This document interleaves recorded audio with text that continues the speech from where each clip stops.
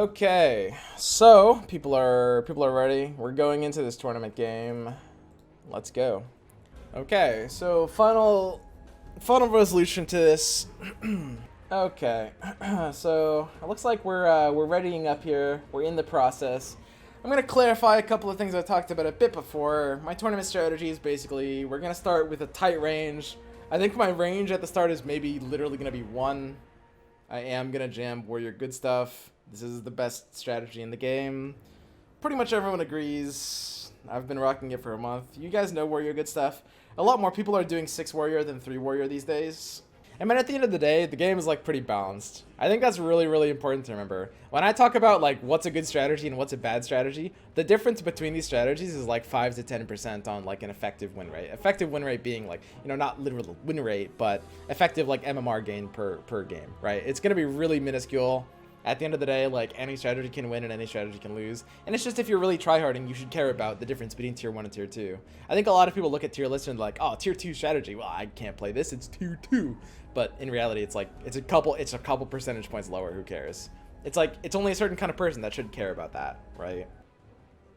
I mean, I do agree at the end of the day, if I'm getting really good rolls for things and I'm alone on something, I guess I'll put anything in my range, but that's pretty unrealistic. It's not just being alone, you also have to be getting really great progress.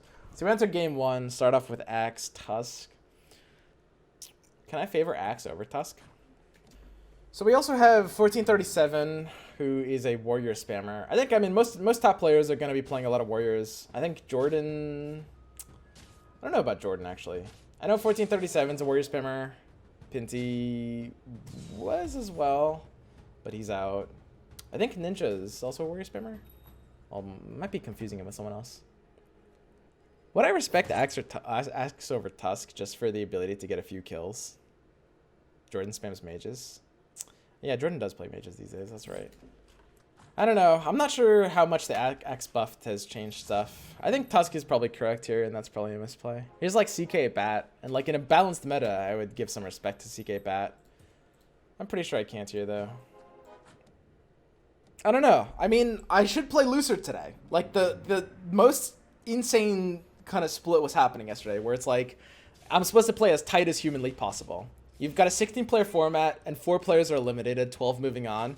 Your only objective is to play inhumanly tight and just never take a single risk. But today, even in round 1, I can loosen up a bit. And Axe has a pretty low opportunity cost. Knights are going to be open. Nobody's ever going to choose Knights. I don't know, you guys remember what happened last time I chose Knights in a tournament? I'm kind of traumatized from that, actually.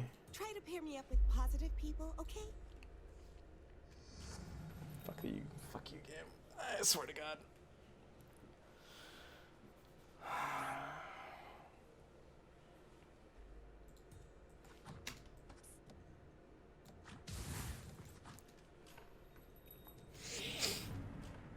You don't know Slicks? Oh, does Slicks play Knights? I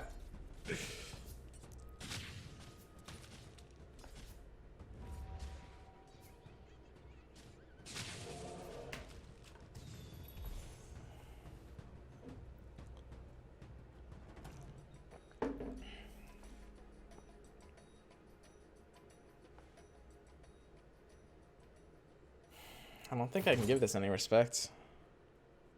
I have to take Smuggler here. Second chainmail. Over first chainmail, I'd stop and think, but I have to take Smuggler there. That's a lot of Smugglers.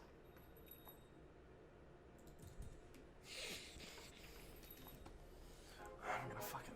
I swear to God. You guys have no idea. You guys have no idea how I'm feeling right now.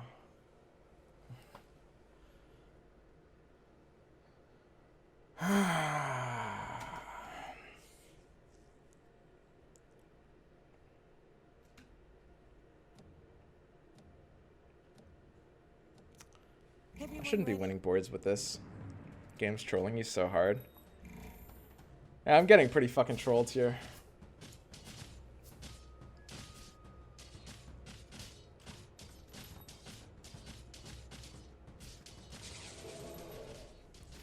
So I'm always going to respect the pair. I'm always going to buy Tiny. And if I'm paired on Bat Riders, I should buy the CK.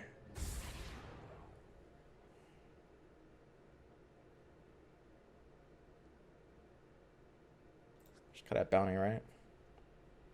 We have Helms. We can give a bit of respect to Bloodseeker.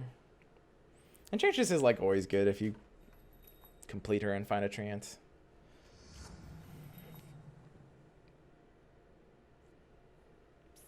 Couple pairs. I'll respect this.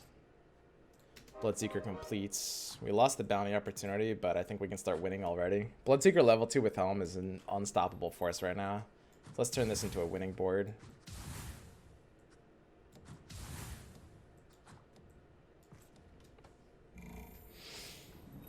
And bounty looks like he wants to complete as well. Looks like an early assassin opener. I mean, if the game forces me hard enough to go 6 assassins, I can't do it. I mean, Bloodseeker 3 stars is like endgameable if I have Helm. It's very endgameable. He's attacking the worst target. That's fine. I really don't mind losing round 5 here. I'm pretty happy losing round 5. I think Witch Doctor is just not a unit I want to play until later. I really just don't like playing Witch Doctor early at all. And here's another pair opportunity. I need the anti-mage. I think I can get out of Enchantress here. There might have been a slightly more efficient option. Tusk takes a pairing as well. That's so many pairings. This is kind of crazy.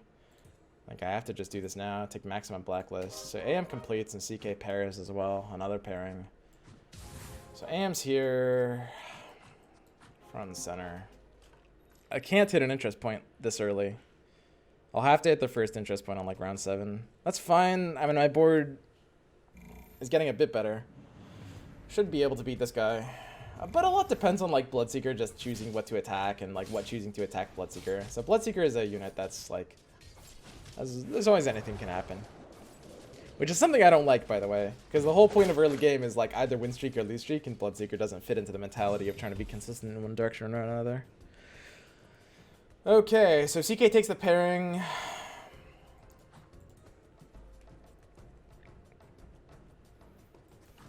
I mean, do I respect AM quadding? Probably not, right? I mean, unless I found like 3 Terrorblades in the next pack, that won't change anything.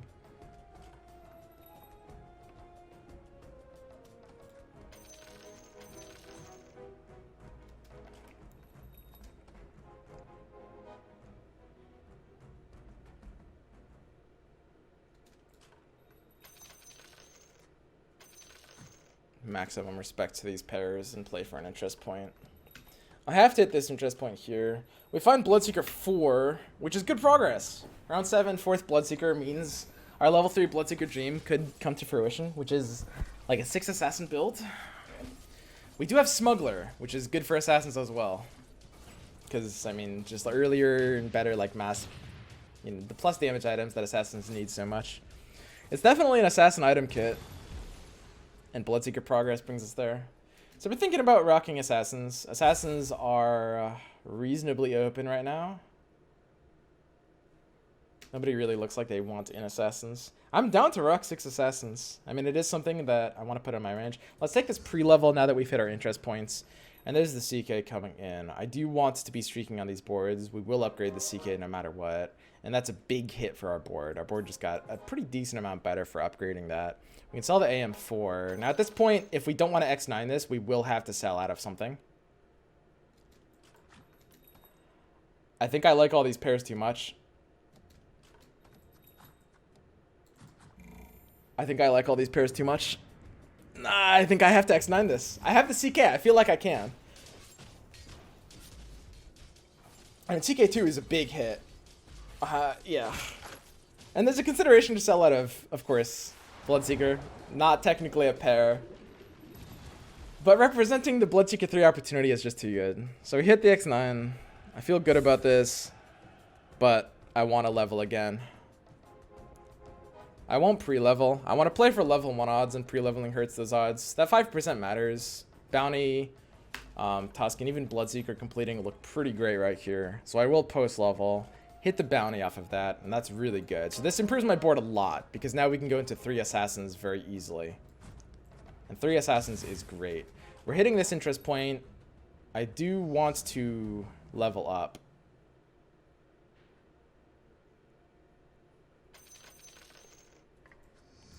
I think putting in this Batrider is just helpful. The Knight Link is pretty powerful. 30% damage reduction on my CK is quite large. I'm on a streak to protect. And people are scary. If this is a pub game, I think I greed the spot. But this is like top players, and top players are going to play really aggressively for early. Like, everyone just jams hyper aggression early. People are streaking with like ridiculous boards. There had to have been a board that I think we beat by taking that level up there.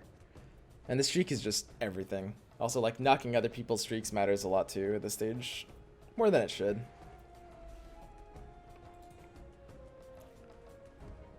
I want this Batrider to complete. And this is where I'm starting to think about a Witch Doctor as well.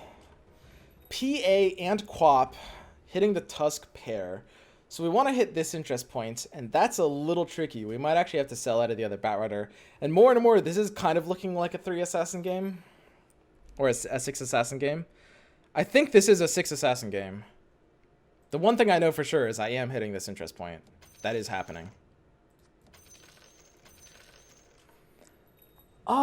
Selling the bat is a bit expensive.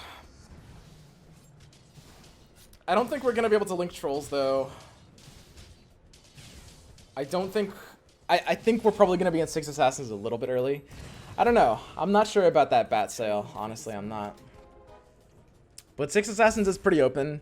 It's a decent enough comp I put into my range. And we have like the early opener and item set for it. We can find Mask as early as now with Smuggler. If we hit Mask now, I mean, I'm nutting and I jam it in. Vanguard over Fall. Vanguard over Fall. Oh, God. I think I'm in Fall. I mean, old Assassin's Vanguard on, the reward. Coming through. You did it. Nice.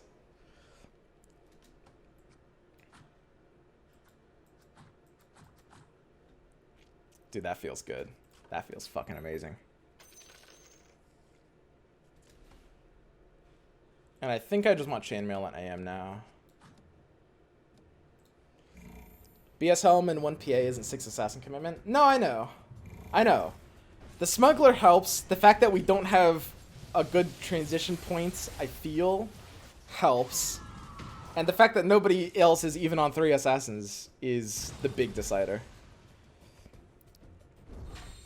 That's the biggest thing, by far. It doesn't matter the units you have that much. I mean, it does a bit, but that's kind of secondary.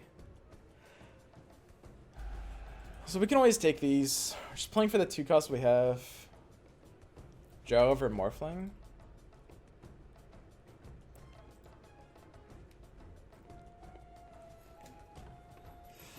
It could be Drow over Morphling. I wish Drow was a better unit.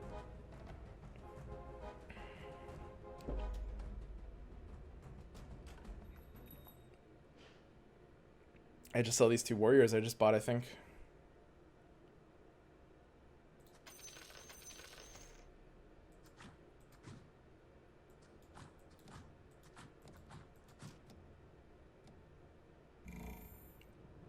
The one awkward thing is anti-mage is like main tanking here, which I kind of don't like. Maybe that's backwards. Maybe CK and Bat should like split tank with their Knight Shields. I think CK is tanky enough at level 2 that I do want to split tank him. Especially with like Bloodseeker and Bounty being a large portion of my DPS. Like CK coming in too slow here might have actually lost me this fight. Could have. So we get a pretty good streak value. We don't complete our penis. That's fine. I don't think that was super necessary. PA is stronger than a Morphling. Yeah, we can put PA in. It's pretty close, honestly. I mean, it'll do more damage. Morphling can get an early waveform in. PA is probably a little bit better here. Are you gonna complete Heartless with? I don't know, Kanka. Doesn't matter that much. So we can't do anything weird for this interest point. We'll just play for this free level 2. That's fine. Bounty Hunter 3-star progress, I guess, is a thing. I don't think that really does anything for me. But now that I have Morphling kind of split tanking, yeah, I just want CK to come in. Yeah, I'll just do this. This is just better. It's silly to have my CK coming in so slow. Especially because my assassins just represent so much of my DPS. Like, letting them get caught out kind of by their lonesome and not as protected in that last fight is what kind of lost it for me.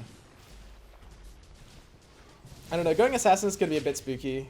I mean, 6 assassins is a comp that is very, very, very overrated. This is not that strong of a comp, and top players will abuse it without positioning. It's a part of the reason like nobody's trying to play assassins. It's a weak strategy in a lobby like this in general. Like, 6 assassins is not a top tier comp. I don't even know if it's tier 2. It's solid. It's okay. But it does better than it should just because a lot of players don't know how to position against it. But these players will.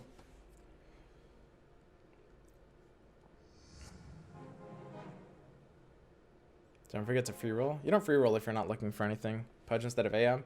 Yeah, Pudge I think has to be over AM. The more I think about it. I mean, Heartless is just worth too much here. As much as I like an AM too. The fact that he erases demons doesn't do as much as it has in the past.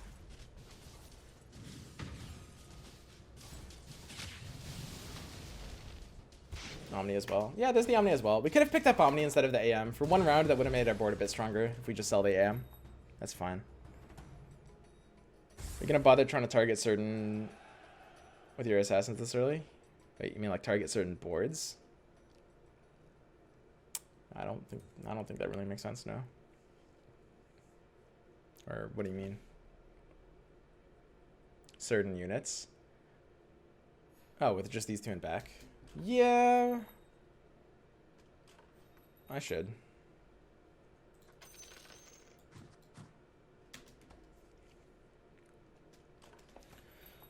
Okay, so it's dogs. I'll do that after this round. I'll look at boards.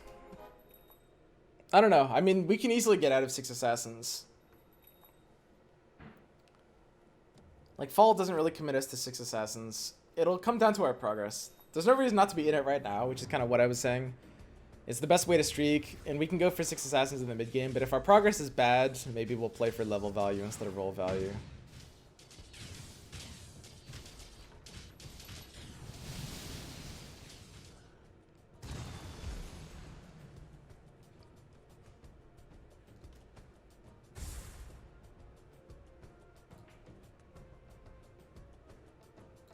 A 4th Knight wouldn't be terrible. I mean, even Shadow Shaman completing isn't even terrible.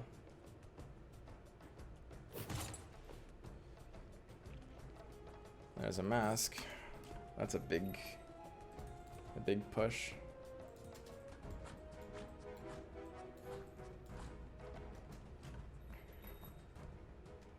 I could have taken a pre-level here at the cost of 1 gold.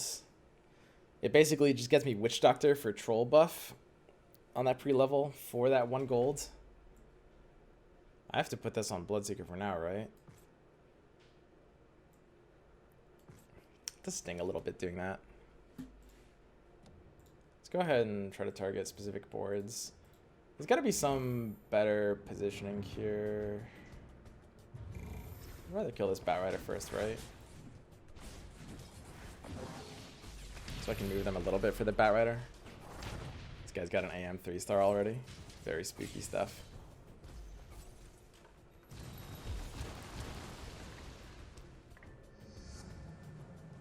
So I'll always take the Witch Doctor. I don't think I can really utilize Lycan here. Kings fall, and pain endures.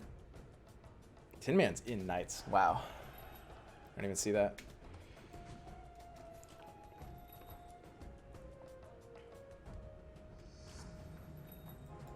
PA takes the easiest completer for life. That's a big hit, by the way. It's a huge hit.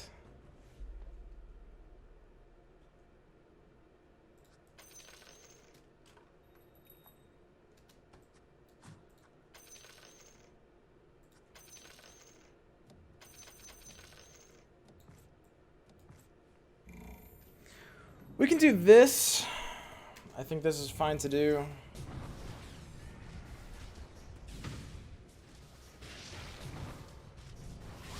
I think the mask puts us in 6 assassins.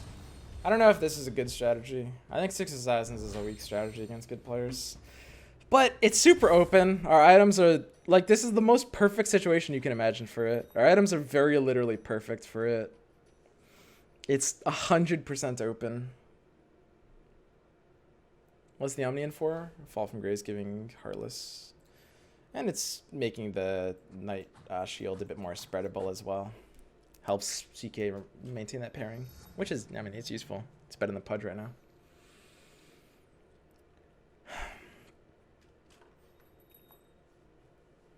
So what's my roll value here? I mean, what am I really on?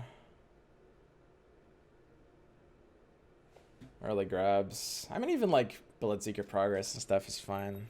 I'm basically looking for nothing. I mean, I guess Avedon technically improves this board. Hitting nothing. We found like 8 CKs this game. That's pretty funny.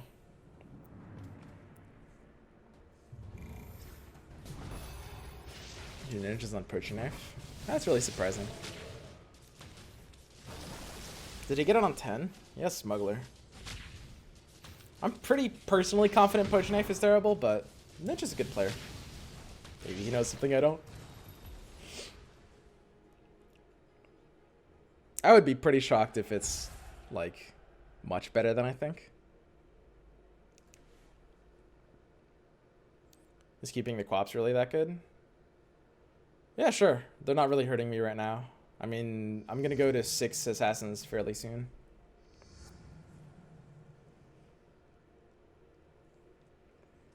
I mean, I'm not gonna go to 8 earlier than 21. I think a lot of people like playing Assassins without even going to 8 on 21, which I think are personally silly. But a lot of good players like staying at 7 for a while, depending on the spot. I basically never do that. I really do think that is silly. I don't know, like having that extra unit on board, like if you have a level 2 to put on board, which you basically always do on round 21, like you almost always have like a level 2 or an alliance completer to just give you that extra value.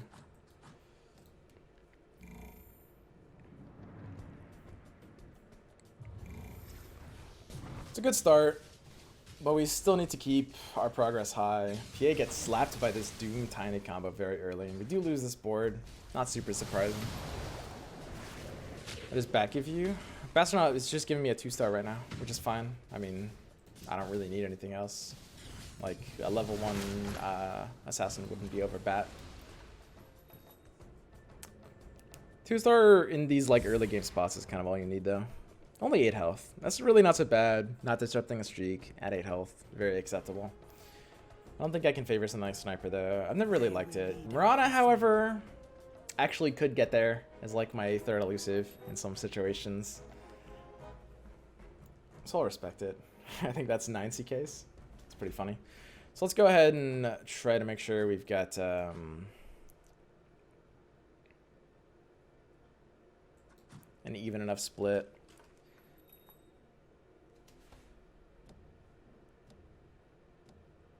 I wonder if Witch Doctor could take it over something here for the cast control buff. You don't have to have your assassins in the back row. If you want them to target something, may as well put them in a vertical line. Yeah, vertical line is better for targeting something. I guess that's true. What was the change they made, Yusu? They said they changed something about assassin targeting like 2 or 3 weeks ago. In the patch notes, allegedly it was more random in some way. What exactly changed? Second mask. I mean, we're literally nutting. We found a second mask.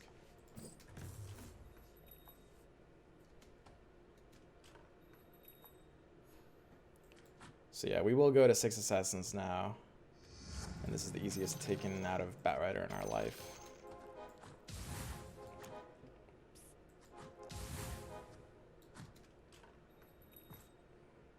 You thought I was dangerous before.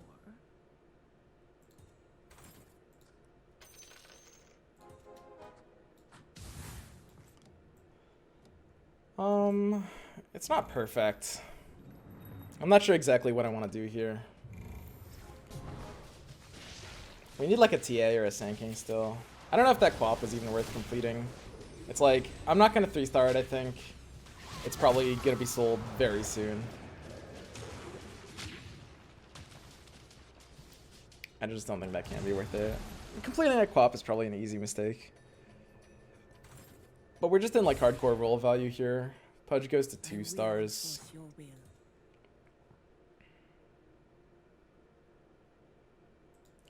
will. Doesn't that have to be worth it?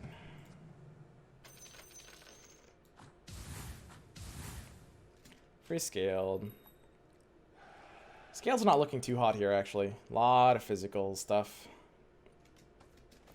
But it's okay. It's like average. It's not bad. It's just average. And as soon as we complete the Pudge, of course, the Kunkka comes in. That's kind of annoying.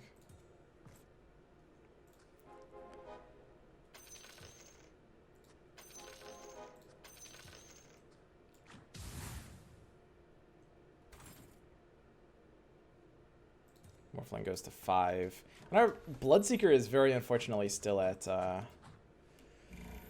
4. Quap goes to 4. I don't even know why we have this gyro.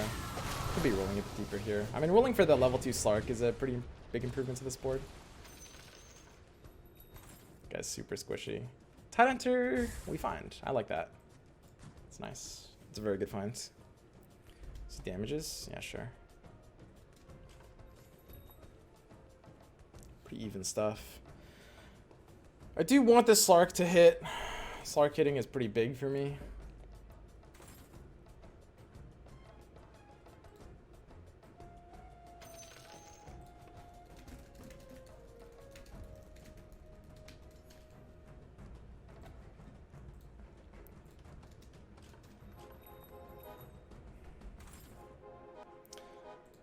Quap goes up. I mean, if Quap hits her second Quap pretty soon, I could respect this. I don't know. If I want to sell a Pudge 2-star for a Kunkka 1-star, I can roll a bit deeper. I think it's just too early to be below 50 gold.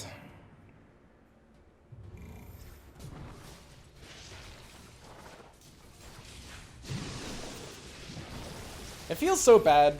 On one hand, you kind of have to complete the Pudge because sometimes you just don't find Kunkka like literally forever. But on the other, like completing it feels bad because if you find Kunkka like next round, you're like, well, I just lost 2 gold for no reason. Which is a big deal. 2 gold is a bigger deal than it seems. Although gold is starting to fall off as a resource.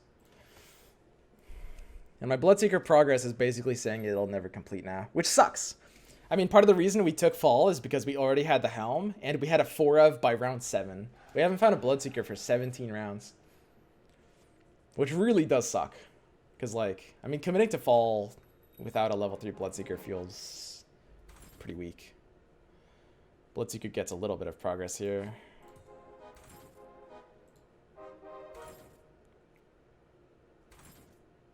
Slark goes up. And now the only way to get this interest point is to sell the Pudge, which I'm okay with doing.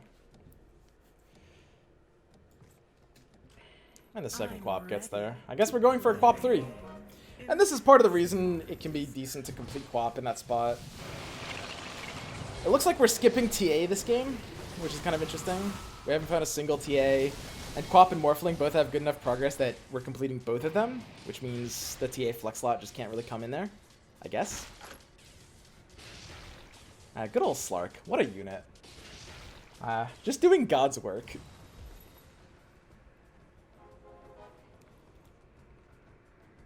So yeah, we lost 2 gold on the Pudge venture. It was an unworthy investment. Oh well. Progress is bad on our big carries, by the way. Like, Bloodseeker's a 5-of on 24, which is bad progress for Bloodseeker. Bloodseeker's supposed to be higher than that. And Slark and PA, probably our most 2 important units, especially with the masks that we are doubled up on, are a 3 and a 4. That is awful. Like, our progress is good on Morphling and Quap, which are the 2 units we just don't care about. It's like Slark and PA 3 stars is how we win, and our progress is bad for them. Let's go ahead and look at positioning and how we can maybe improve in some ways. This guy's got a sniper in the left corner, so going left corner looks good. Assassins will jump closer to their column. I mean, we're just stuck on 3-star progress. Now, one thing to note is Slicks, Moranic, and Tin Man are all going to die very soon. And rolling down before they die can actually be very valuable. Because when they die, they release all the shitty units that I don't want into the pool. And that's really, really important to think about. A lot of people know about like the idea of, oh, this person's on my build, I don't like that. But a lot less people actually think about like, oh, I want to roll before this person dies and releases their units that I don't want into the pool, right? But it's the same exact logic. I don't think I can take either of these. I mean, we're set on this path right now. So here's a Moon Shard, which I think has to be the best item here yet again. It'll do very, very well on this 3-star when it consolidates. TA, I'm thinking can't really be played for here. This rule last turn has been a bit weak. It's been a bit weak here. I mean, if Tia gets the 2, I have to respect her. I don't think I can replace this Bloodseeker just because of Fall from Grace. Amazing items, shitty rolls. Pretty much. I mean, my items have been literally god tier, and my rolls aren't even really shitty. We got timings good on stuff. It's just my progress is now behind. I can't say my rolls have been shitty. My rolls have been like average in some places, above average in some places, below average in other places. We've been dodging 1437's board pretty well up until now as well.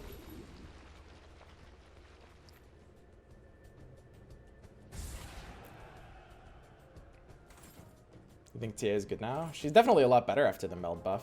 Kanka hits a pairing, and Morphling goes to 8. Morphling at 8. Quap at 2. Big roll down for the Morphling. Kanka's completed. There we go.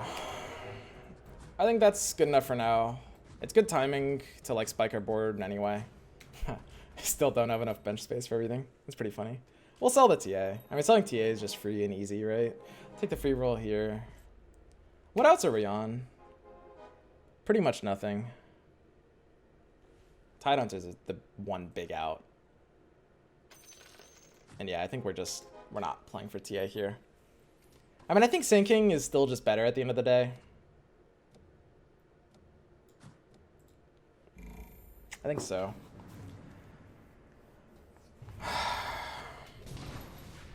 So yeah, we have pretty god tier items though. I mean, the Moonshot on Morphling 3-star is going to be pretty nuts. Like, he's quite survivable and his DPS is pretty out of the world here. Hit Ninja's board, who slaps us a bit. We could fall off a bit. It really does come down to our finds. Our Bloodseeker progress is starting to be so bad I might need to sell it to get out of this rut. Because I need to start econing again a bit. So I can take like a couple rolls, but if I don't consolidate in a couple rolls, I have to sell it on my Bloodseekers. And we're just going to stay at 8.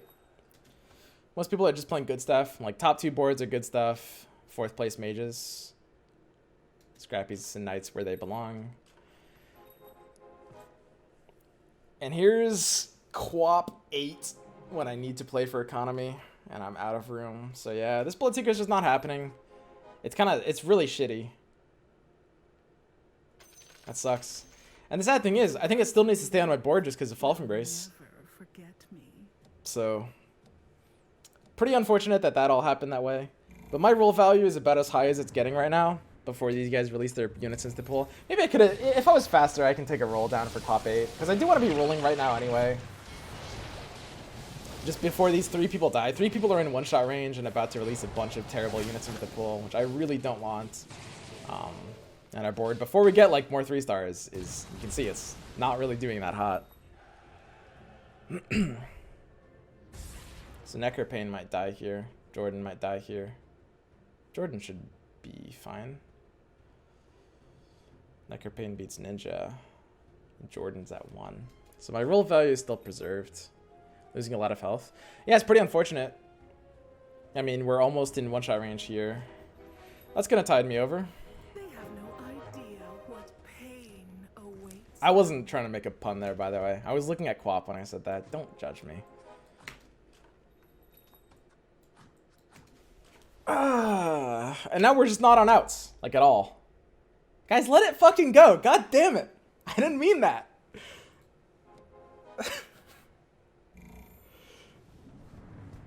That's fine. Moonshard Quap instead? Maybe.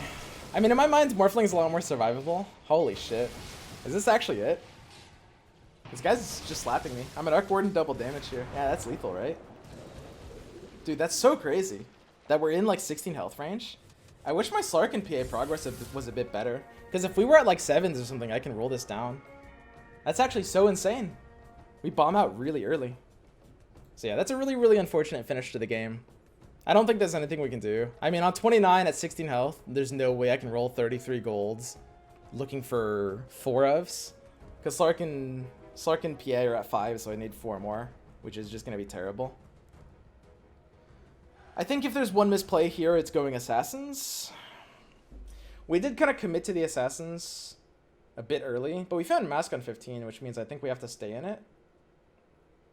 And I do think this is definitely a large part of the downside of Assassins. This is why they're a bad build in general, which is they're kind of high rolly. If your progress on Slark and PA aren't good, you can just lose, and you can lose certain fights. Can target Assassins a bit better? Yeah.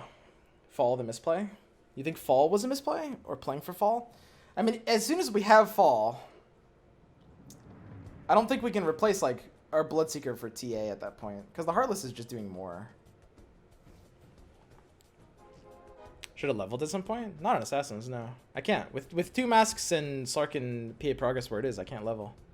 There's nothing I can do there. On round 29 at 16 health, I have to, and right after completing 2 major upgrades, I have to assume I'm good and roll down on 31 for 3 stars. We don't have the economy to roll down right now, or the progress. If we have the economy, if our progress is higher. If our progress on PA and Slark is like 7s instead of 5s, I can roll that down, and I should. We don't have the economy or the progress to roll down on Slark and PA. We just didn't find enough of those units. Bloodseeker and Fall were bait? Could be. Could be. I could see that. I mean, I think trying to go 6 Assassins is a bad idea in general.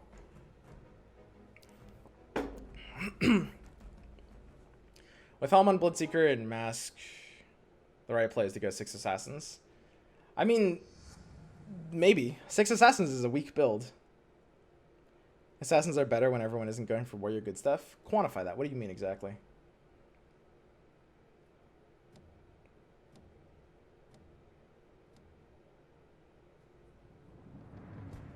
There wasn't much you could have done. It's called RNG, for fuck's sake. Yeah, there's not too much we could have done. I'm basically explaining, like, why we died with 33 golds, why we had to in that situation, and what we could have misplayed. I mean, I legitimately think going Assassins is not necessarily a good idea. I said so when I did it.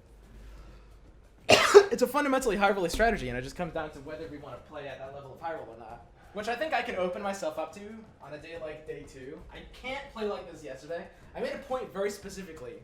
Yesterday, my biggest misplay was the game we tried to go 6 Assassins. And that's easy to say, because day 1 format incentivizes extremely tight play, and day 2, round 1 incentivizes a lot looser. A bit, still on the tight end on round 1, but now we need to loosen up more, I think. Now we need to loosen up more. Is good stuff still viable in the meta? Yeah, good stuff's just the best build. It's been the best build for 2 months now. I don't know. I'm going to be right back, and then I'll continue evaluating this. Because I do want to talk about everything I could have done a little bit differently. I think it's a good learning process for both of us.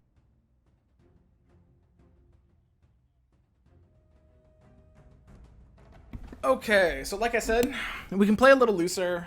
We can play for more highly strategies on day 2, which, you know, is today. Sorry, I should have left it on fights. That's my bad. I left that on a blank board for you guys. Whoops. Sorry about that.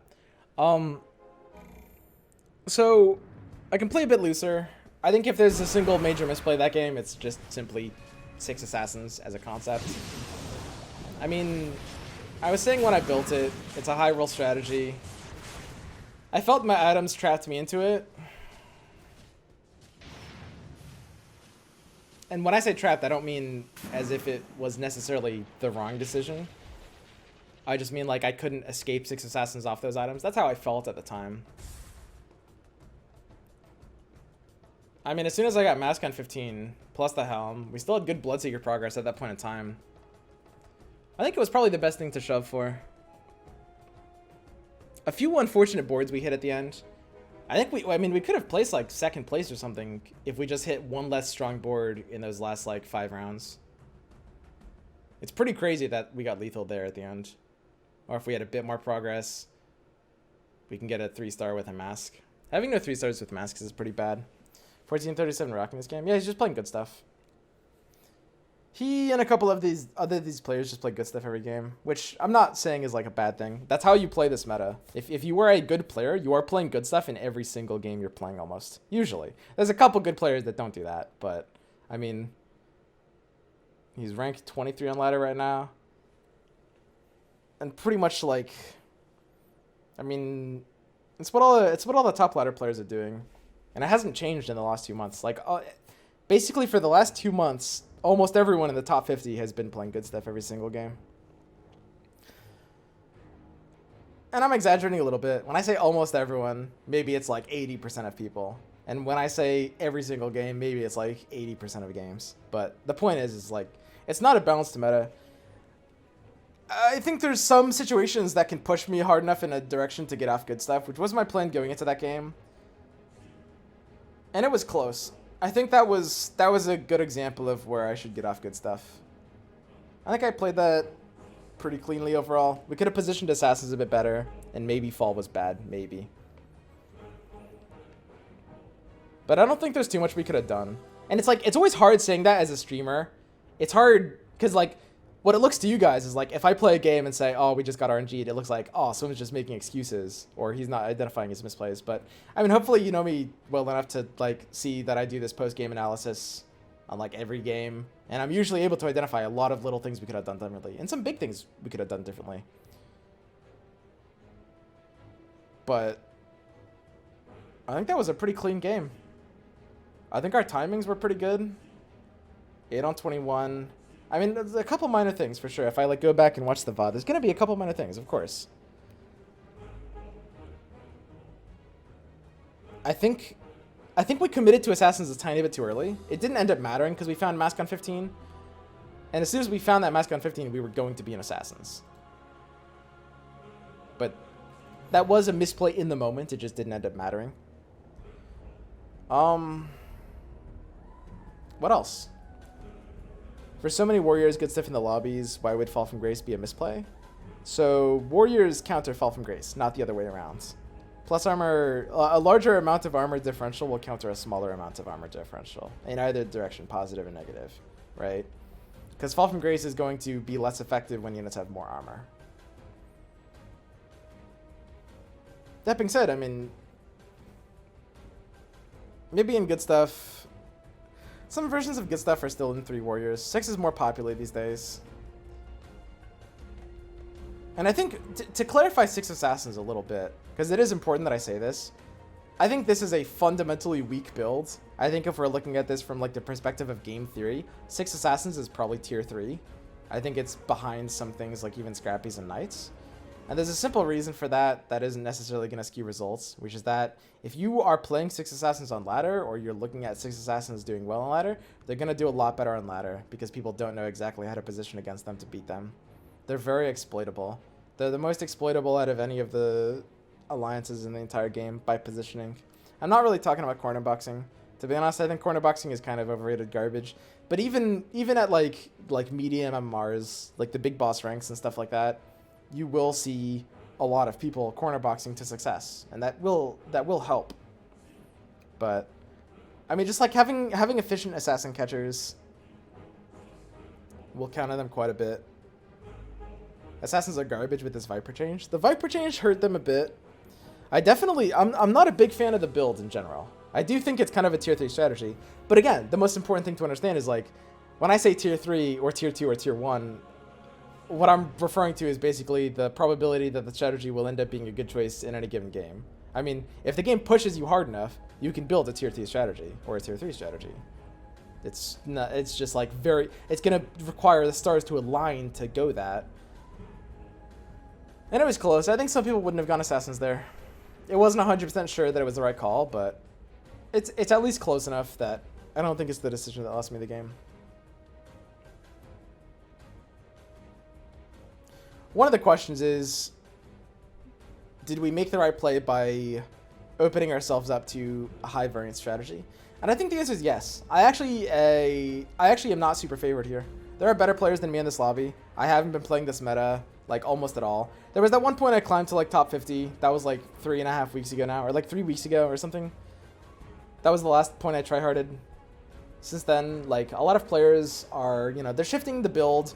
It's better, like, these days to go 6 warriors, which, you know, I mean, I haven't even been playing 6 warriors, but 6 warrior version is better, period. And there's a lot of, like, ways people are, like, changing their level timings, or, like, countering assassins that they weren't doing before that people are doing now. And I need to brush up. So right now, I feel fairly unfavored here. I don't think I'm better than most of these players. I think I'm actually below average in this lobby. I'd probably put myself at like 5 or 6 if I were ranking best to worst. It's hard to be accurate with that kind of thing, but that's the vibe I'm getting.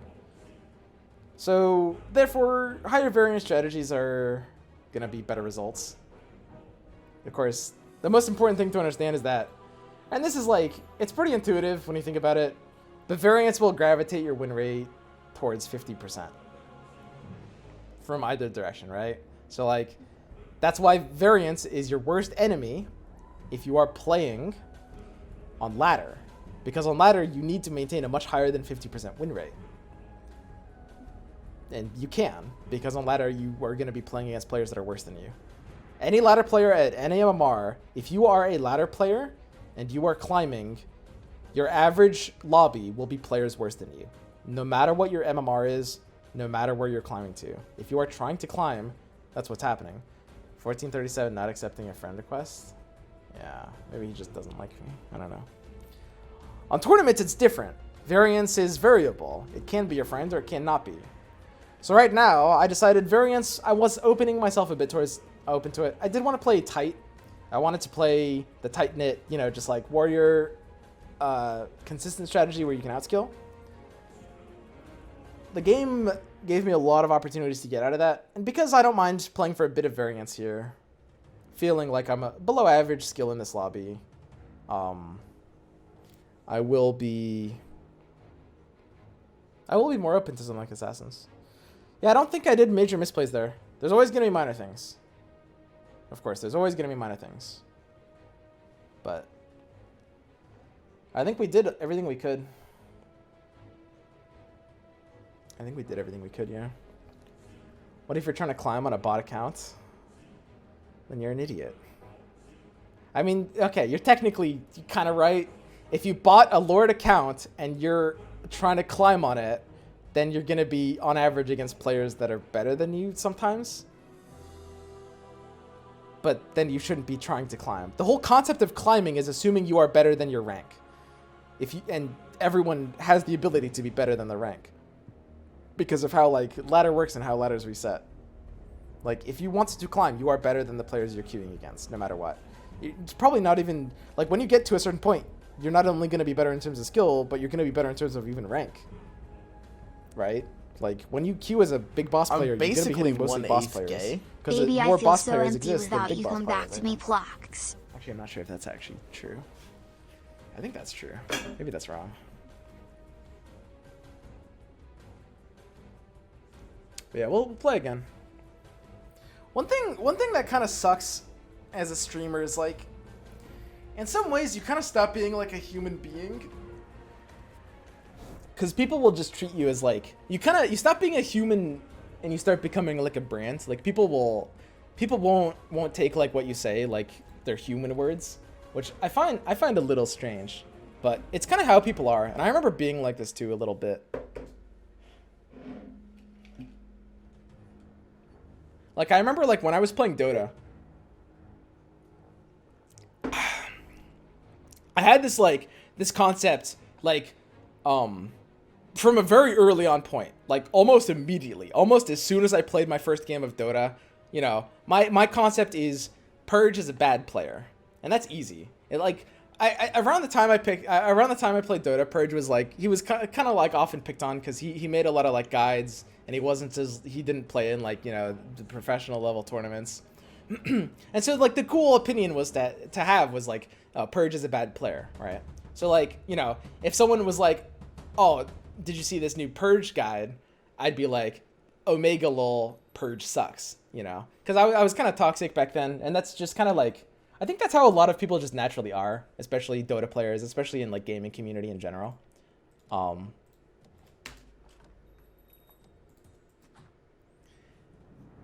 And it kind of does suck. Because, like, I'm pretty bad in this meta right now. And I need to actually, like, I need to be motivated to get better. But I think there's probably a lot of people that have this, like, swim sucks thing. And I don't think it's probably going to be hard to make that go away until I actually, like, win something larger. Which is also hard to do because I think I do prefer casting at events rather than playing. Like, as much as I like playing at events, I really do like casting them. This is a lockable turn one, I think. I think it is. Can Axsmith Chainmail beat this round? Or do I have to put something in? Axsmith Chainmail can't beat round 2, I think.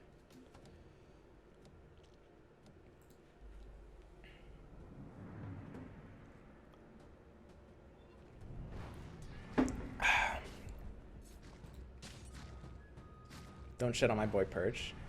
Yeah, Purge is pretty alright. I mean, my point is that people are human beings that grow and change and are more complex than this thing bad, this thing good.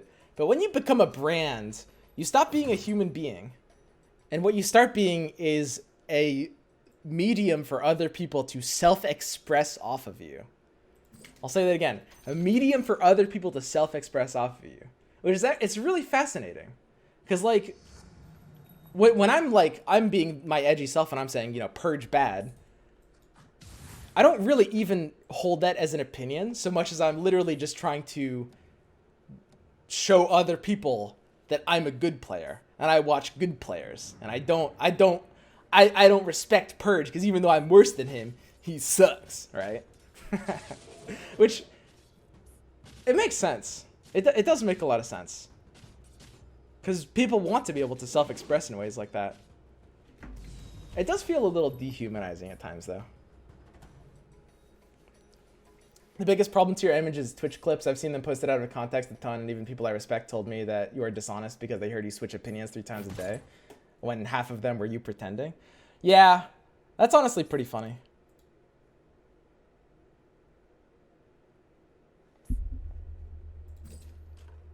No, I know that happens a lot too. I should actually like play this video game because I'm in a tournament right now and that's fine.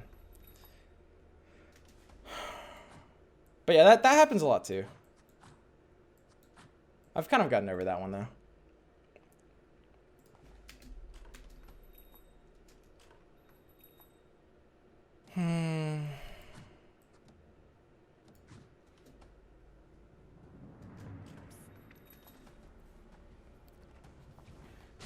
But yeah, that's a whole other conversation.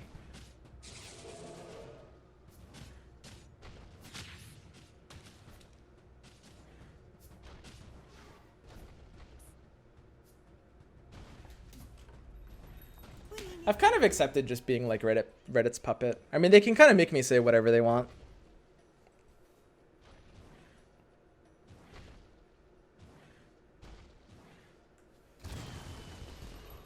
Stop reading chat now.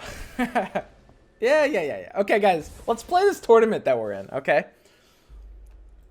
What was your higher Dota MMR? That's a good pairing. I'll do my part.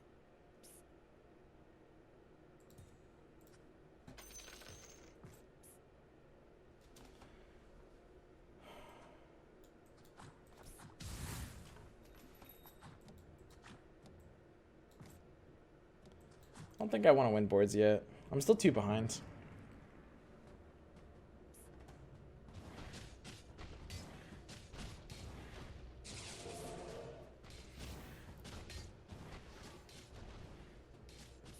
Did they change some textures for higher contrast? Yeah, a little bit.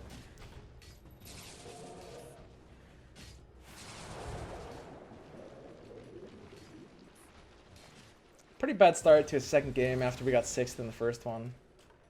We need to decide what we're in here.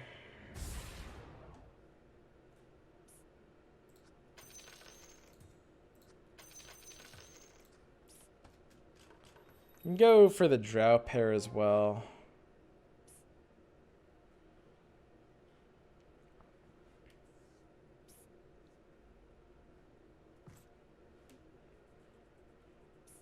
That's a big whiff.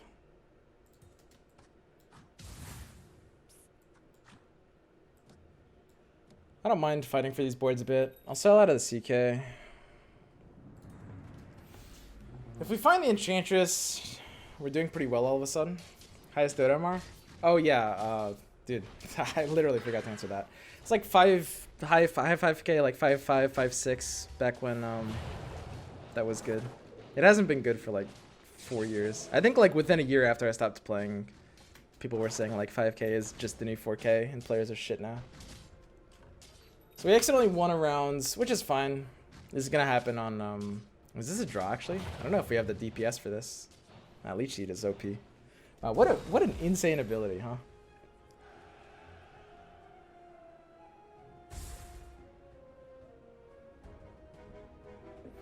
I don't really respect the Beastmaster stuff, and I don't put mages in my range right now. So Enchantress gets there, and here's where we're gonna start winning boards. CK takes a pretty unwanted pairing.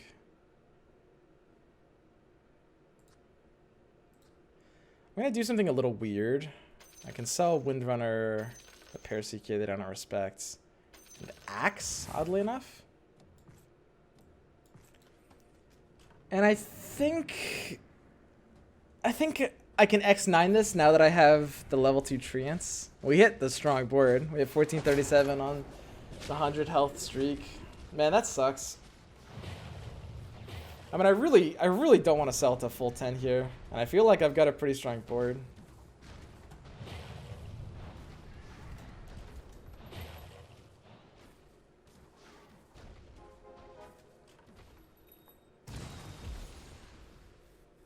I don't think we can respect something like a pair of CKs here. We could have played for this instead of the pair of Beastmasters though, and playing for CK instead of Beastmaster allows us to get the 100% on that interest point instead of whatever that X9 was. Good X9s are usually like fairly close to 50-50, or usually they're more than 50, quite a bit more.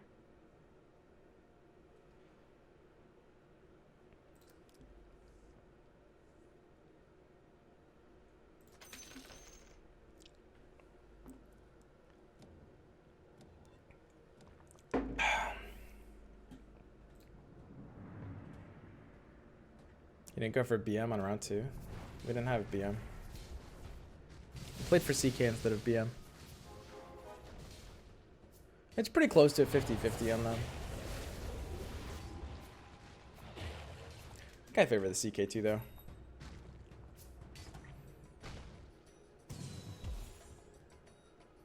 So we can't level here. If we didn't level at 9, I don't think we can. If we didn't level before 8, I don't think we can level here at all. There's gotta be no way we can do that. What we're fighting for, just that we're fighting.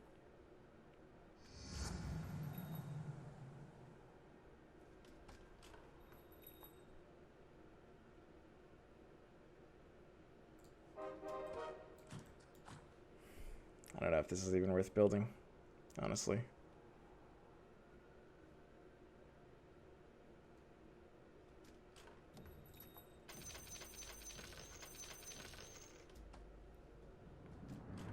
Our bench is basically worthless. If we whiff this other X9 off of hitting a strong board though, we're kind of screwed.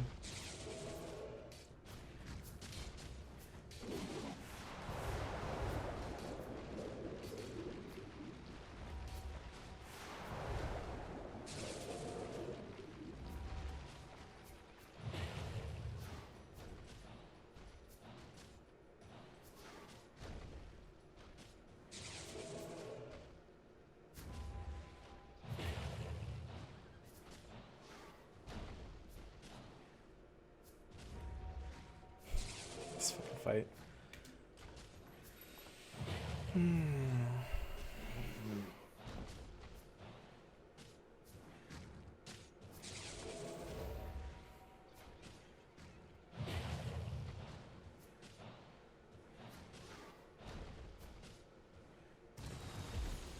I think I X9 a little too much. Oh, the horrors I can show you. So we're off to a very bad start. We don't really have directions. Our items are worse. Let's get to work. There's not a lot we can turn this into.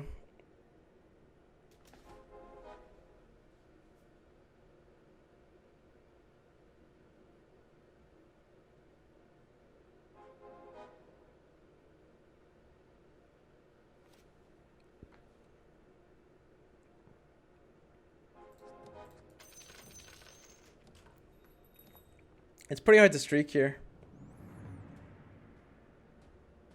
We need to play for more pairs. Draw was nice, actually. Yeah, the draw was better than losing that in that case.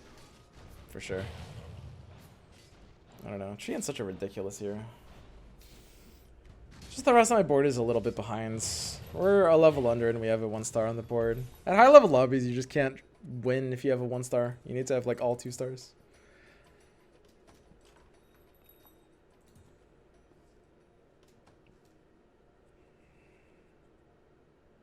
I mean, I think at this point, so the most important thing to understand is we need to play for like longer odds since we already got 6th. Which is going to increase our chances of getting like 8th in the tournament. But I'm pretty okay with that.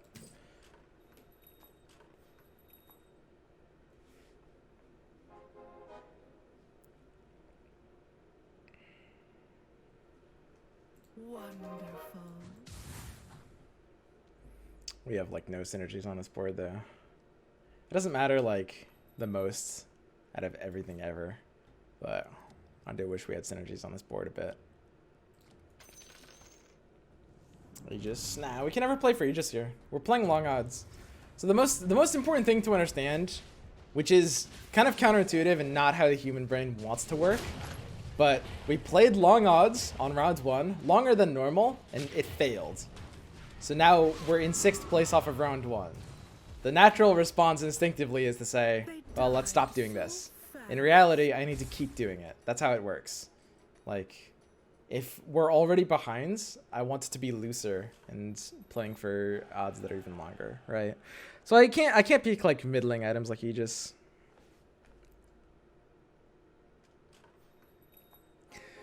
I think hitting this interest point is probably necessary. It's gonna force us to guess basically what's gonna complete.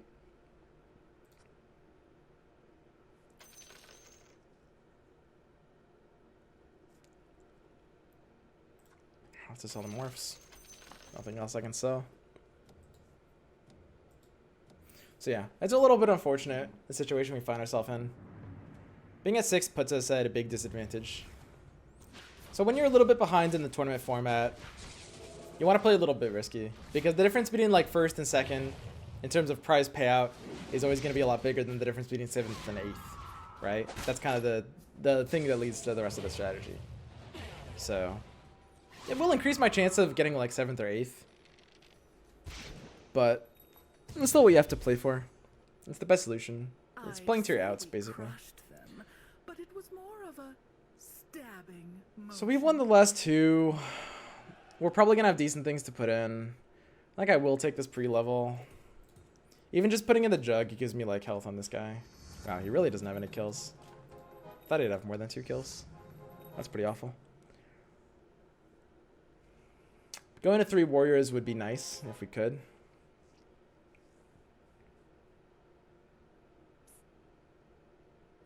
Wow, we really don't have anything to put in here. It's kind of crazy. Usually you really just have something better to put in than some random fish. Got an early tide. I mean, early tide is kind of neat, but it can't really fit into this board yet. I mean, I can't delete a level 2 BM or a level 2 Quap, just a pair of warrior and scaled, I think. And it doesn't even help me get this interest points either.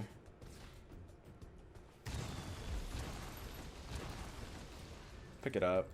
Now that we have bought the tide and we have no choice but to have bought the tide, now, suddenly, selling the Quap or the BM could get us to that interest point. I wonder which I favor more here. I mean, Quap's a demon. I'll probably favor Quap a bit more. It's very close, though. BM's good.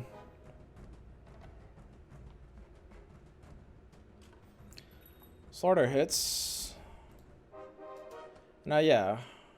I think we can just get out of, like, Tide here. Or get out of BM4 Tide.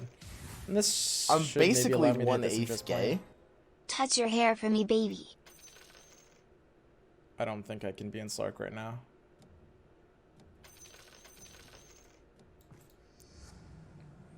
This board got reasonably improved, I think. Now that the Slaughter's level 2, that's the biggest thing. 3 Warriors and Scaled are kind of nice to have. And it'll stall the fight longer for Quap to maybe get a second Scream in, which is a big deal.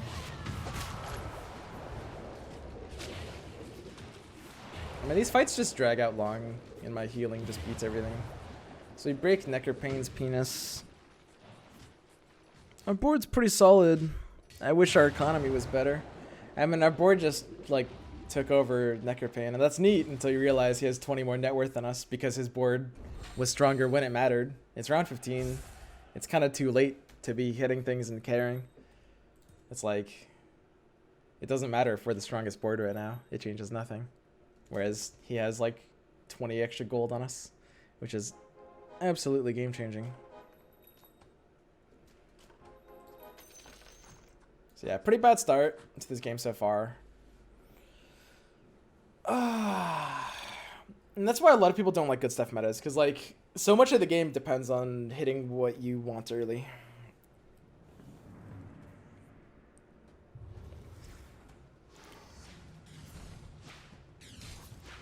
Are you guys still talking about Purge?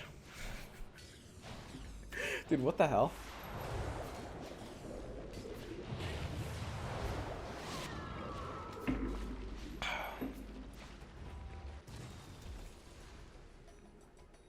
Awful start, but the ability to dig your way out is there.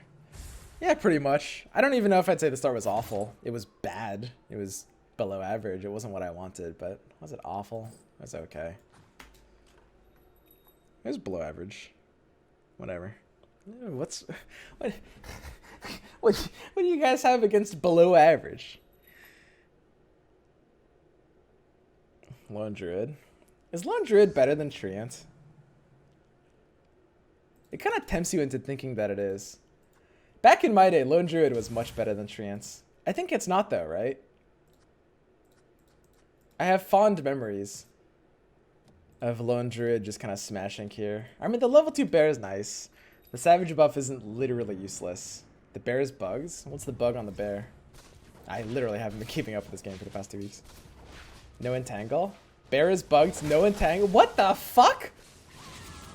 I'm Volvo? basically 1/8 gay. The fuck happened to my badge? How the fuck does... God damn it, dude. Okay. Jesus, dude.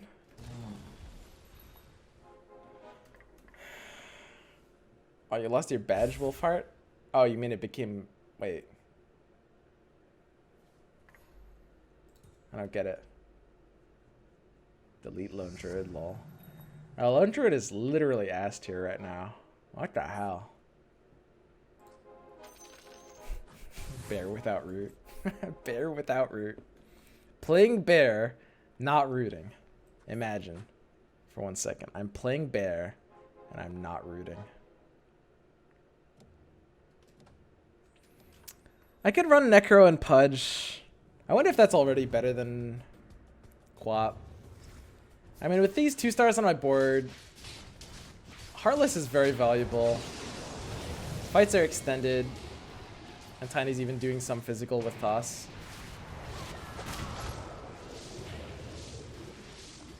And Necro's also, like, just a pretty decent cheeky unit. I don't know. The thing is, though, my Quap 2 is kind of adorable. I don't know if I can sell Quap 2 yet. She's really cute. Why is Bear not rooting? Did it have something to do with when they fixed the passive bug? That would be my assumption. I don't know the timing on when this bear thing got bugged. I have no idea, so that's just a shot in the dark. But that's kind of what I would guess. I think I leveled to 8 here. Okay, absolutely leveled to 8 there, right? Hitting this interest point. I just sold 2 Witch Doctors. Wow, what am I doing?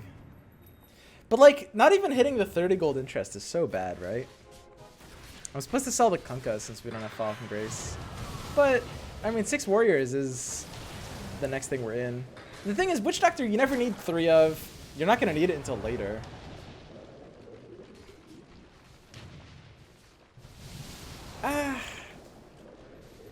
I feel like it's too early to get out of these Druids. But we can't slap 6 Warriors, though. Now, we're supposed to sell the 2 Druids and go 6 Warriors right now, I think. Because we can do 6 Warriors right now. No, not with that, but with this. And we could have sold both Druids and hit the interest point that way. While keeping the paired Witch Doctors. Keeping paired Witch Doctors is nice. The question is 6 Warriors better than these 2 Druids? Because right now, it doesn't affect our interest point. Right now, we're just chilling. And I think the Druids are still better for the time being. Like, these Warriors are too level 1. Too much level 1 nonsense here.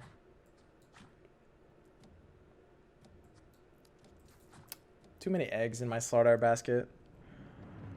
So we're hitting a minor streak. And we hit a mage board with scales. So I feel fairly good here. He's got everything 2-starred, though. Maybe he can actually over the top me here. Nah, big Ravage. Huge Ravage.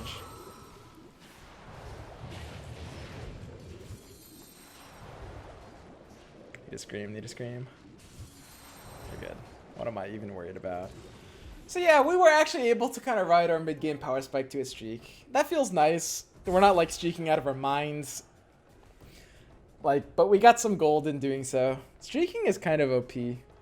I think they need to do something about it. I mean, it's important to incentivize you to play early, but the concept of streaking is like a little too silly. It usually forces one player in too good of a position. It increases RNG by, I think, an unnecessary amount. And don't get me wrong, this isn't like an anti-RNG propaganda stream either, but Slardar wants to come in on this side for sure. Just focus down Pomato. Pomato? That's not clear. Focus down Potato. On a streak to protect, we can go to 9 on 21, right? If I'm protecting purple streak value, burning my economy a bit to go 9 on 21 is good. I definitely want to have 6 Warriors here, and we hit a Daedalus as well. So I really want to play for like some Arc Warden odds. Tiny 3 could actually happen. And I could get rid of Quap instead of the Druids. I don't know if I have good enough odds for that, though.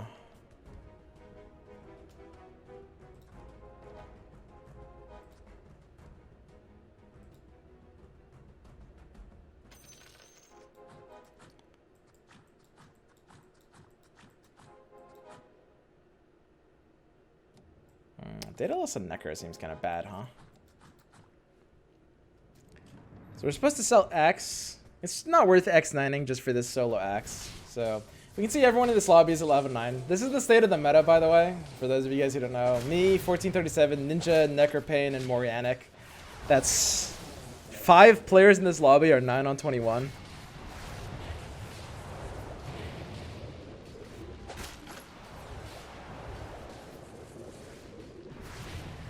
This is just how the game is played now.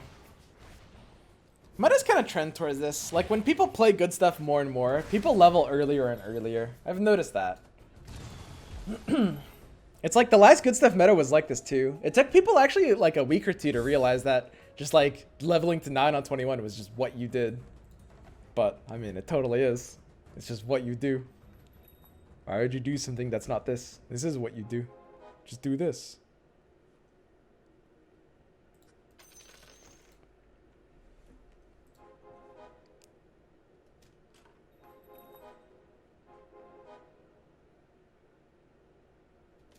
I don't know. The 6 Warrior build that doesn't run Disruptor has been pretty favorable. Double Bear without roots? He doesn't know. Oh, wait. Who was running Double Bear?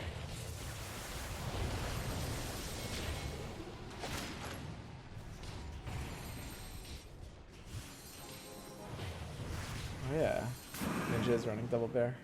I didn't know either, to be fair. So yeah. Our streak, we protected it a bit, but it does get broken here. A little unfortunate, but that's fine. Really need an Arc Warden for this board. Very, very, very important to an Arc Warden. Like, I just don't have a good crit stick carrier. And even Doom would be good. I mean, maybe I'm supposed to roll aggressively there to protect my streak, because I'm on such outs. Like, Troll we can find, Doom we can find. We definitely want the Shadow Shaman for Troll odds. We just find such good stuff if we roll to protect our streak. And now we lost that opportunity. Our outs have improved a bit. But we're not protecting a streak anymore, so what's the point? And Disruptor hits a weird pairing.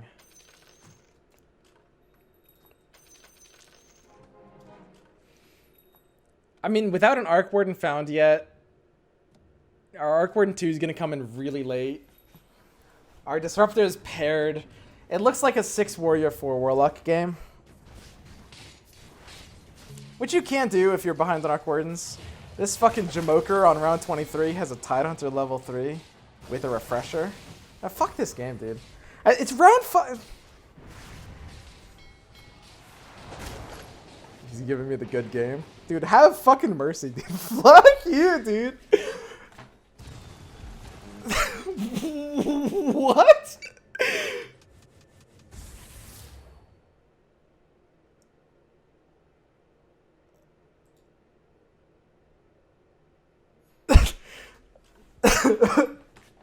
Okay.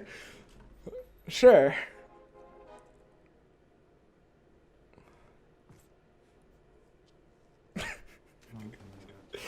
Dude, holy shit. Like, how is that even fucking possible?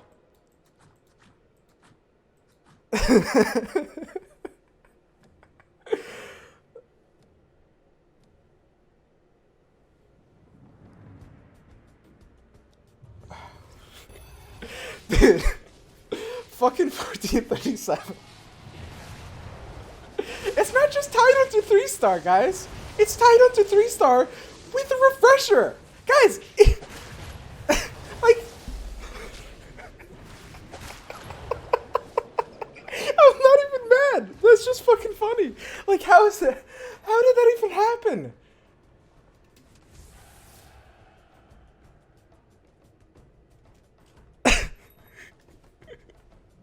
Nice Tide 1. Yeah, my Tide 1 doesn't look like very much compared to this real man over here. What the fuck? The Druid's out. Yeah, pretty much. I think 25 is good. We'll hit the late Arc Warden.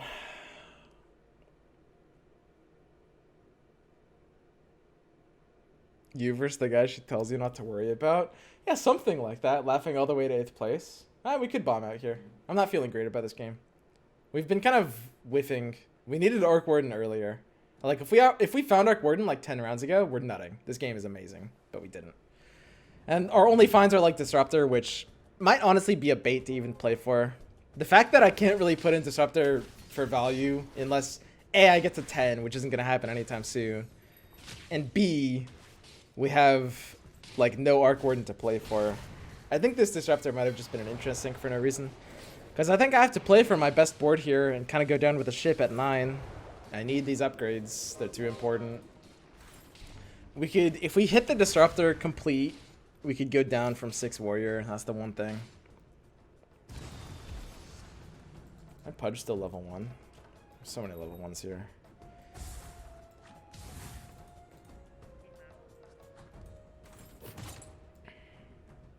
Shard's fine. Is it better than Bracers? I haven't liked Bracers that much.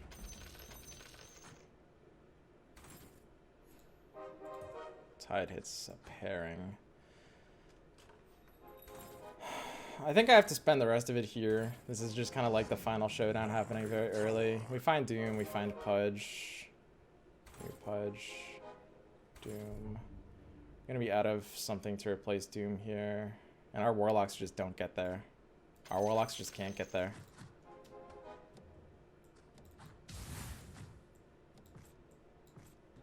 So we need to fix our items. This was too slow.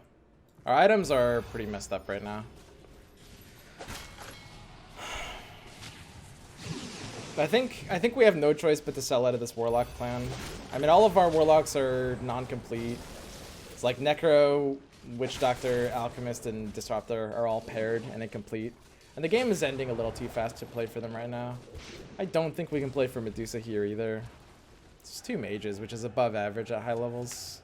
Usually there's only 1 mage. And our Doom should be in play over like this random thing. So we have the 6 warriors we're kind of going down with.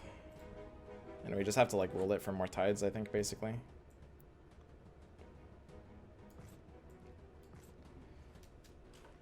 Need to hit something. Alchemist is okay. Arc Warden takes a pairing, which is pretty sweet. I think that's kind of what we need.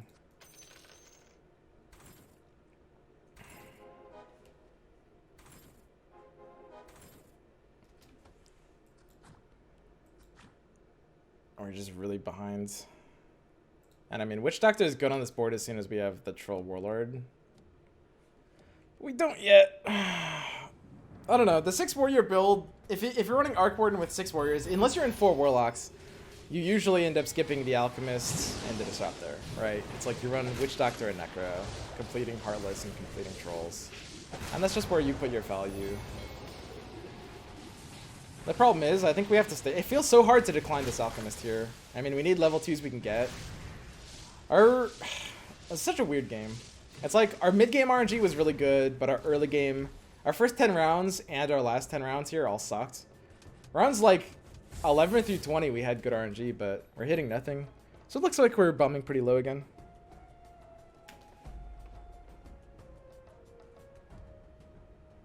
Yeah, this is pretty terrible.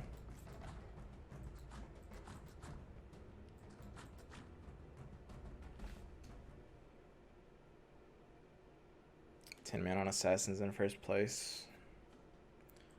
I can catch with Tide. I'm a fan of Tide catching. Hit 2 relevant things. It's helpful. I mean, this guy has like all of my Tide Hunters, so it can only be so helpful.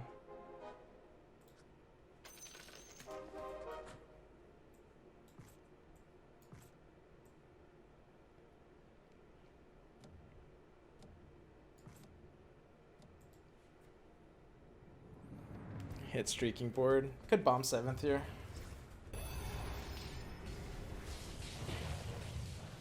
Dude, I hate it when I hit like a good stabilizer and then I hit like the top board.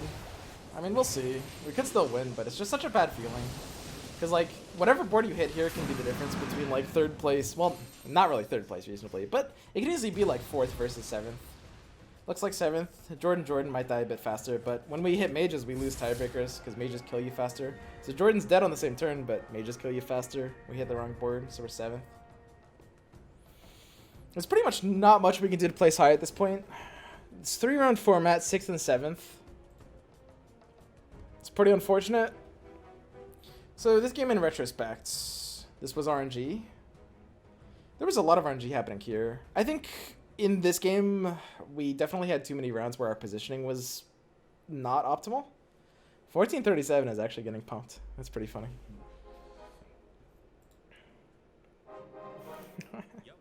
This board. This game definitely had more misplays than our last game. I can guarantee you that. Like last game, we played a pretty clean game with a debatably questionable decision to go Assassins, which, I mean, if Assassins exist as a comp in any form, it was correct to go them in that game. Slark 3. Oh, my boy, no. That's a disaster. Slark's got mom. Uh-oh. We have faith in you. I mean, at this point in time, like, there's only 1/3 round to play. So if I get first place in the last rounds, I'll finish the tournament at, like, I don't know, 4th or 5th, depending on things.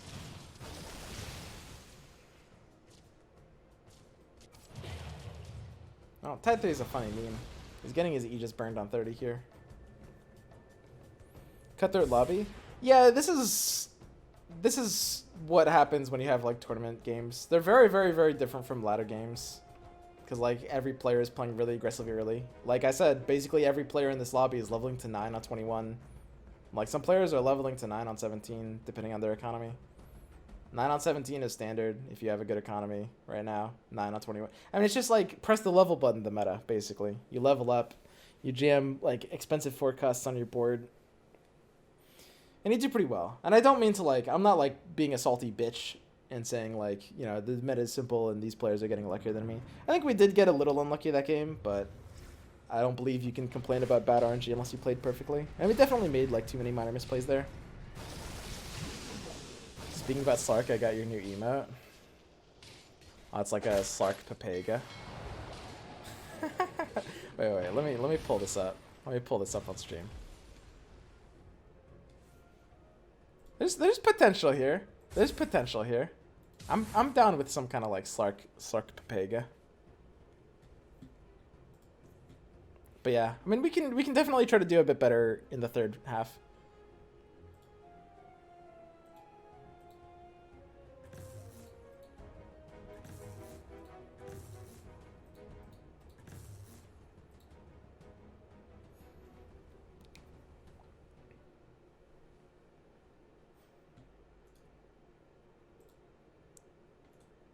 Here, give me a second. Feels Slark, man.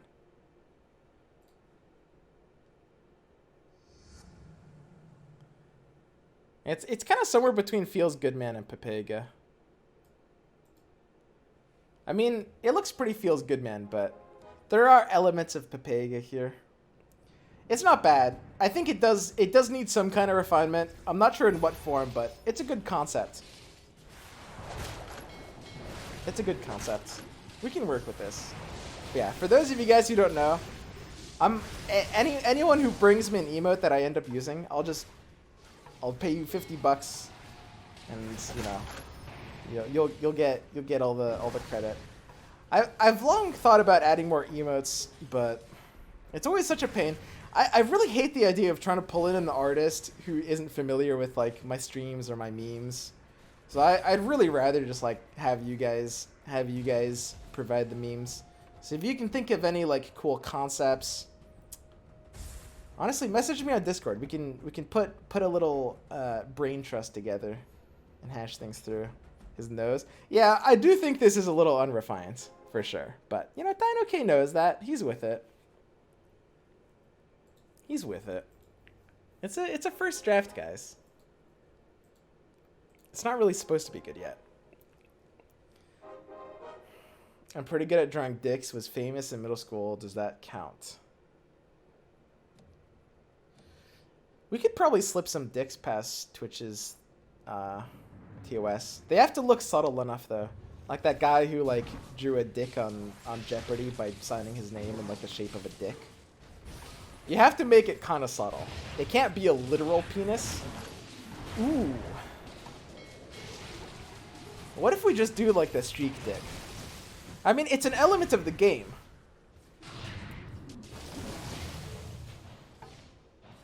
What if we just do that? If we literally just take the streak dick particle effect and put it as an emoji.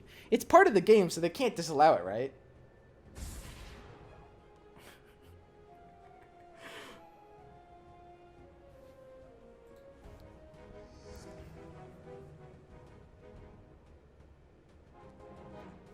Twitch emote artist is like a synonym for unemployed, right? Kind of. I mean, somewhat. But I'm not gonna like stiff you guys. If you bring me an emote that I end up using, you know, well, I'm not gonna do it for exposure. I'll pay you $50. That's a pretty solid rate. I mean, honestly, I think ideas are the most important thing, like concepts. Because drawing them, I guess I could outsource someone to actually draw them. But you guys are the best brainstormers for, like, concepts that kind of fit my stream or Underlords memes in general. Is your t-shirt depicting loss? How'd you know? So 1437 gets eliminated in 4th. It's not super surprising. I mean, you see a tied 3 with a refresher, you do have to go for it. It's very expensive though.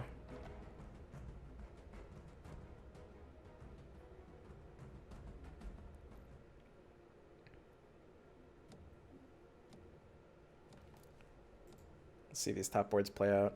So the mage player is looking pretty good here. It's usually hard for mages to first place because usually when you're heads up, I mean, the good stuff builds can go to 4 scaled or they can just like outposition you. Usually you don't even have to go to 4 scaled, but you can. Mage player is good. Both other players can't be dead now because the phantom board was on the mage board. It's lucky for them. Tin Man burns his Aegis. I do think, by the way, it's really, really important for like Underlords tournaments to have like a really long format. I was really impressed with how WePlay did it because it was a big sample size. You played a lot of games. I'm not like complaining about like RNG or anything like that.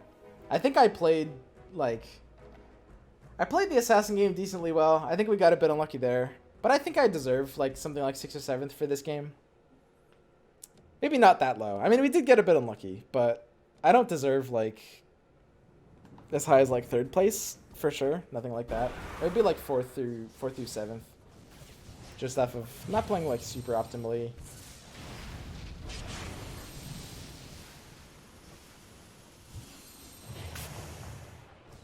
But a lot of these games will come down to like RNGs. For $750 US, this is quite long. That's true. No, I agree with that. It doesn't make sense for tournaments with 3 digits to have long formats. I mean, I guess so. I mean, even like really small poker tournaments still last a lot longer than something like this. I mean, the thing about this game is it's like, it's a probability game, even more so than any of like the modern card games like Magic or Hearthstone. It's closer to poker than anything else. Like by far, actually. And it's really hard to play in a tournament format that doesn't go on for like a long period and multiple days. This guy's got the 6 liches plus the double refresher on them. And he phantoms into this board. I think this is it. This is the last turn. This is fucking over, I think.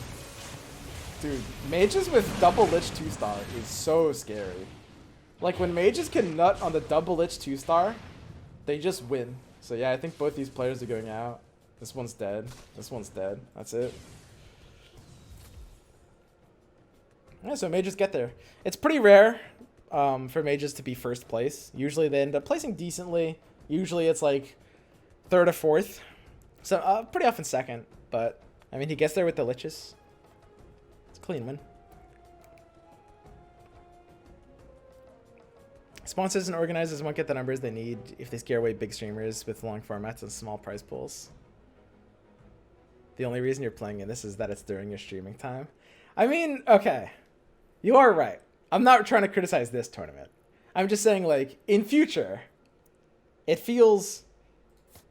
I mean, okay, so that is true. The only reason I'm playing in this is because it's during my stream time. But that's partially because, like, I'm not really in favor of, like, the meta right now. And I haven't really been playing this game a lot. But, like, you know, you imagine in the scenario, like, a week from now, maybe the big update is launched in, like, 4 days. So, like, a week from now, maybe, you know... I'm down to play in like tournaments that are outside of my stream time a lot more. It's just like, I don't know. It's not even that the meta is like as bad as some people make it out to be. It's largely because it's stale too. Just because we've been in it for like 2.5 months. Okay, I'm exaggerating. It's been like almost 2 months. It hasn't been 2.5 months. Okay, so we're going to game 3 here. We got 6th and 7th, which is pretty bad.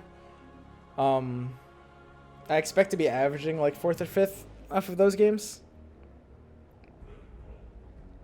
I don't know. What can we really do in that last game?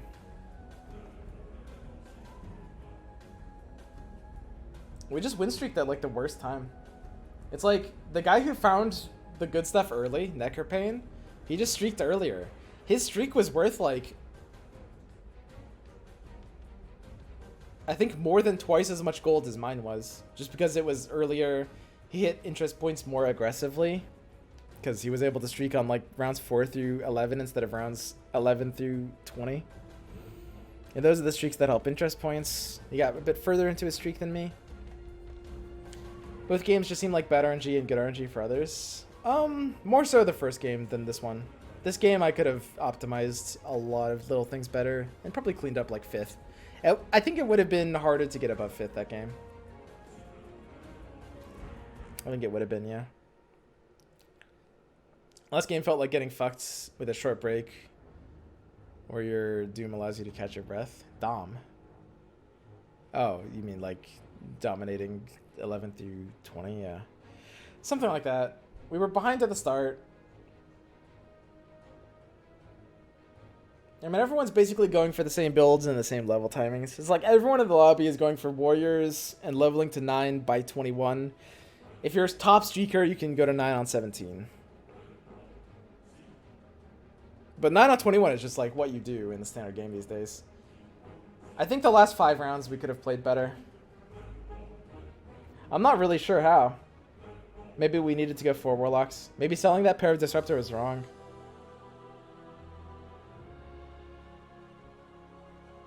It was less like the RNG in the last 5 rounds really felt bad. And I'm not sure what I can really do there. Like, we needed to find Arc. If we just found Arc Warden a little bit earlier.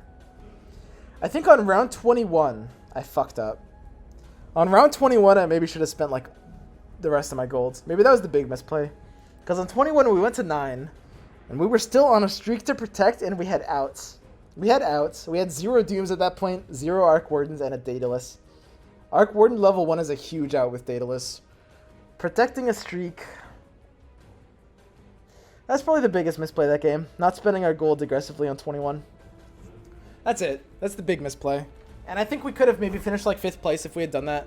Still not great. Still, I think, a bit below average RNG. But like I said, you can't complain about RNG if you made the misplay. I just don't believe you can. So yeah, that's the misplay. I need to take that aggressive role, especially if I'm on a streak to protect. Like, my health wasn't great, my board was a bit underdeveloped, and I was on outs. We won on 21 and then lost on 22, I think. Yeah, of course. That doesn't matter, though. Like, what happened has almost no bearing on whether it was a misplay or not. Almost no bearing. Make sure you go to the bathroom. I don't think going to the bathroom playing in tournaments is actually that good of an idea. I think, like, so what part of my, I'm gonna make a video about this at some point, but part of my, like, tournament strategy, you know, it's important to do some things to prepare. It's important to, like, stretch and stuff like that. But I think it's a good idea going into a tournament to, like, to need to pee. It keeps you focused. It keeps you in the moment. I've needed to pee for, like, since, like, round 10 of that game.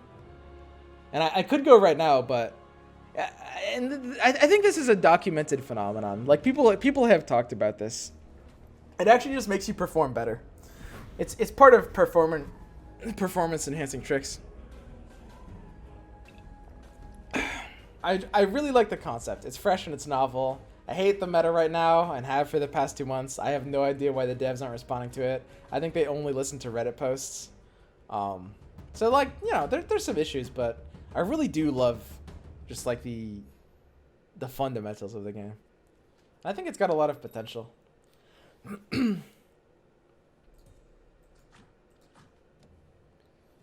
Better than card games, even Artifact? No way. I prefer this to Artifact. And that's coming as someone who liked Artifact. Artifact was like, it's a little weird to evaluate, because, I mean, some people liked it and some people didn't. And I think things are a little more complicated than thing good or thing bad. At the end of the day, I think Artifact had solid fundamentals that I think could have carried it with a better card set. I think they just needed the game to, like, live long enough to actually get out of the vanilla card set. I think the vanilla card set was terrible. And of course, I mean, I'm not going to fucking, like, everyone knows, like, the economy and, like, the weird, like, lack of progression. And I don't know, a lot of things about Artifact's launch were super, super bizarre. And I have no idea how those got to be. But I don't know, at the end of the game, I think, like, you know, it had good fundamentals. I would have loved to see like a better card set that incentivizes like more deck building and some tweaks.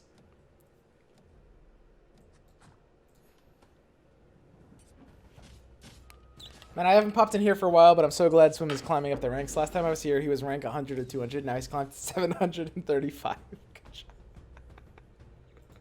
Okay, guys. It's like round 2. I'm probably going to have to start playing this game. I don't know. I don't think I want to stay in Barney late. I think Garfield had a big play in the monetization model of the game. Maybe. I think it came from a lot of different directions. I mean, the only thing I really think is that there was some kind of conflict in the team, probably between Garfield and Velvet Large in some way, before the game even launched. I think that's probably true. It's hard to say, like, who said what, though, specifically, like, where certain things came from.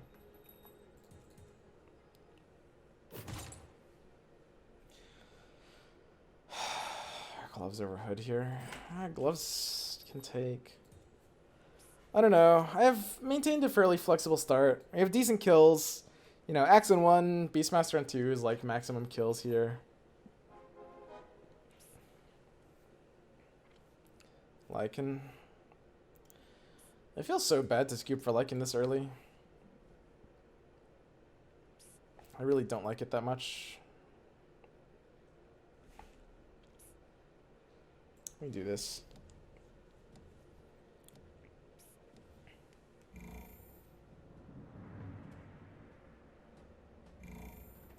So, guys, open forting. It's a good strategy. The most important thing to understand, you guys know if you watch me, you guys know I like losing round 4, and you guys know that I often like losing round 5 and sometimes 6 too. It depends on what I have, but losing 4 just feels nice. If he's going to open fort, if he's going to run literally 0 units, he'll always lose to us, but we can't counter that. We can't run 0 units unless we do it first. Because if multiple people are running 0 units, we're risking taking the draw, which favors nobody. The draw is like the worst for everyone involved. This is interesting. Beastmaster takes a pairing.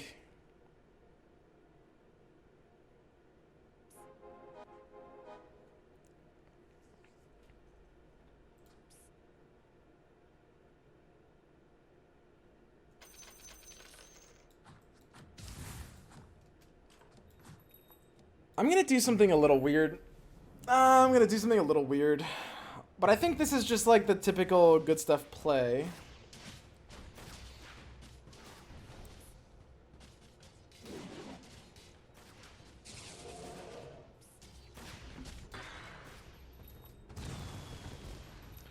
I don't mind losing this round. Gives us the roll value on the Beastmaster. And I do like the fact that we're hitting the interest point. I really like interest there. We can pair these Beastmasters as well. Unique thing about Beastmaster is like even before you complete him, he empowers himself, so it's good to just like double up on the board. X pairs giving us another out. I think I can take this free roll here. It looks like a spot where I can aggressively free roll for value. X completes.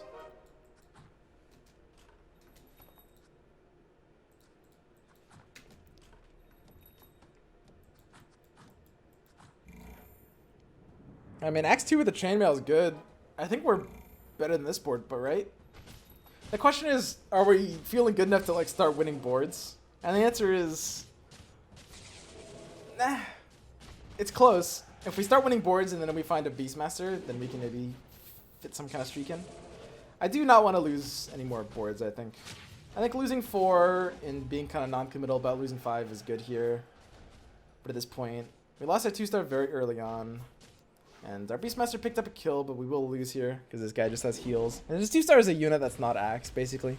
He also was running 4 units and 1 2-star, but it just happens his 2-star is a unit that's not Axe. He's got the Warrior Alliance, which of course is going to do more there. I don't know if I can pre-level here. Beastmaster hits. And suddenly this allows us to have the BM2.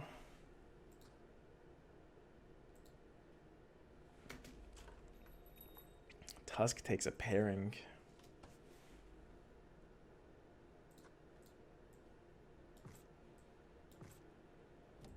And I think our board is kind of good to just start streaking now. This feels good. I mean, it's not a super streak board. Don't get me wrong. This is the kind of board that can streak in pubs because people play for like weak starts. But in these lobbies, like you'll notice if you watched yesterday and today, the biggest difference is like every player is trying to streak. Every single player is trying to streak and go good stuff. Yeah, I say every single. It's like 6 out of 8. And the Beastmaster is unironically at good extra health. Like 9 kills on round 7 is a sweet start to the game. It's nice. Oh no! Oh! The beast ticks. And we're good. So we can roll for higher odds at higher levels or lower odds. We are going to be in something warrior-y. And we're not in Brawny, by the way. If anybody was wondering, we're not actually playing Brawny. Brawny's not. I don't think it's like a real strategy. We're just going to go get stuff.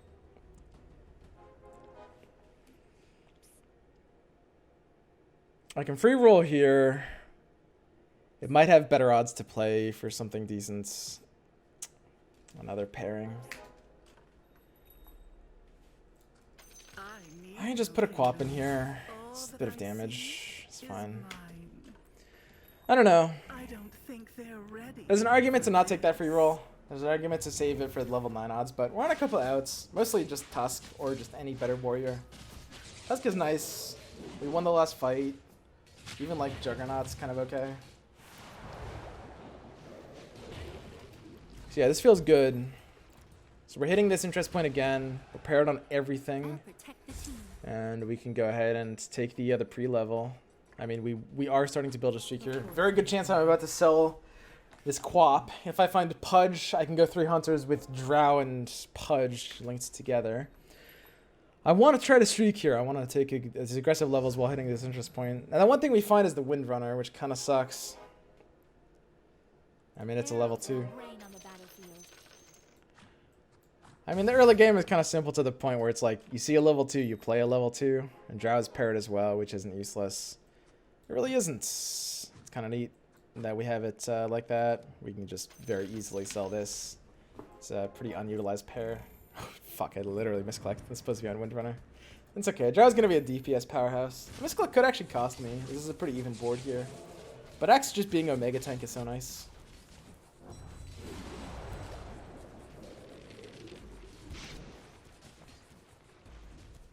So yeah, it's a weird start, but at the end of the day, it's not the weirdest thing ever. We're just like, it's very typical, very, very, very typical early game. Playing for 2 stars, just riding 10 gold interest over and over again. This is how you want to play early game. It's just like, you hit the 10 gold interest, and then you level up and stay on 10. And then you're on 10, and then you level up, and then you stay on 10 again. It's just like, you should be on the 10 gold interest for like 4 rounds in a row. So round 10 interest point, this is a dilemma. I mean, we could sell the anti-mage and then we'd have to sell 3 golds to hit this interest point. Now that's a hard one. I don't think I can hit this interest point, guys. I legit don't think I can. I'm pretty sure I can't do it. Wow, that kind of sucks. Yeah, there's nothing I can sell. I mean, I'm on a streak to protect, and I'm on outs, powerful outs. Both Tiny and Tusk and Drow, all 3 of those represent outs. I could sell anti-mage, but then to hit interest, I'd have to sell so much. I'd have to sell like AM Drow plus Tusk. That's 2 outs. Like, the Drow and the Tusk are paired and would go on this board if they hit. I can't sell this. I'm on a streak to protect. There's just no way. There's just no way. It's a hard one because you messed up earlier. What misplay are you talking about? Okay, we got the Legend of Round 10 item packs, Aegis, Brooch, and Force Staff. You guys ever just want to like die?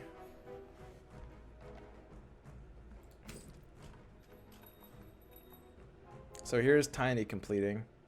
And that's just like, there's just so much value in that when the Tiny gets there.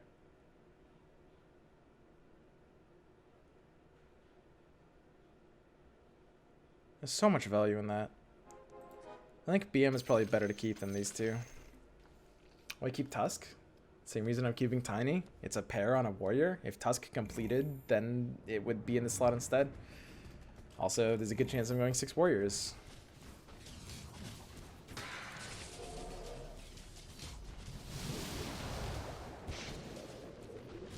I don't know. Those items are such shit.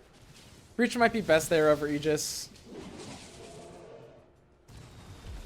I don't really like Breach that much. I think that could have been a Breach spot. It's probably better than Aegis, honestly. The enemy won't have a chance. Lycan. Something weird could happen. Mostly, like, that item RNG just feels pretty terrible.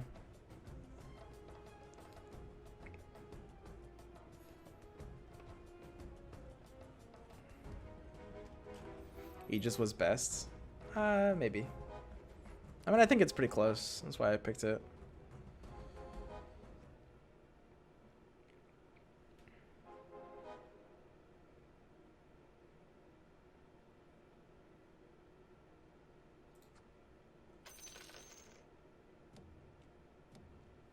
This interest point's a little too far away since we found the Necro, so we can't hit it. But yeah, it really sucks. Just having like one less item all game just because we didn't find an item on round 10 sucks. Because all three of those do almost nothing. Like I'd snap like, even like second chainmail on warriors isn't even that good, but I'd snap a chainmail in that pack. I'd snap like half the tier 1 items there. I'd take gloves over this.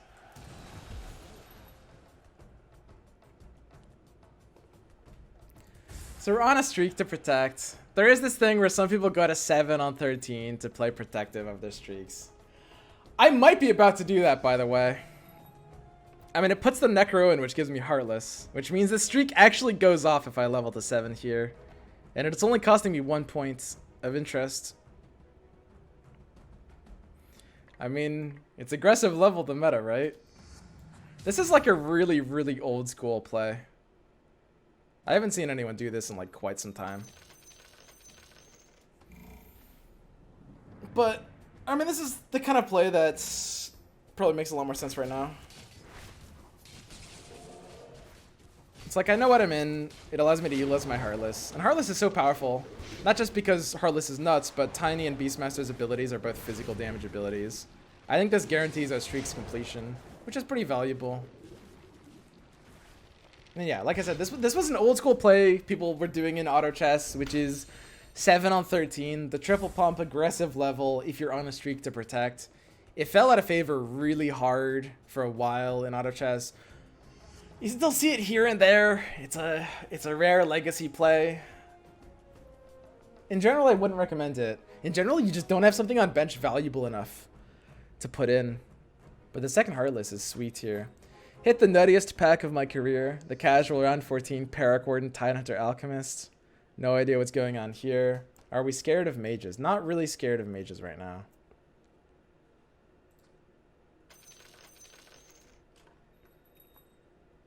I don't know. That's pretty fucking funny.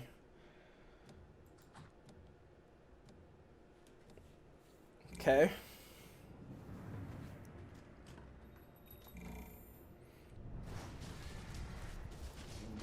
Grip economy.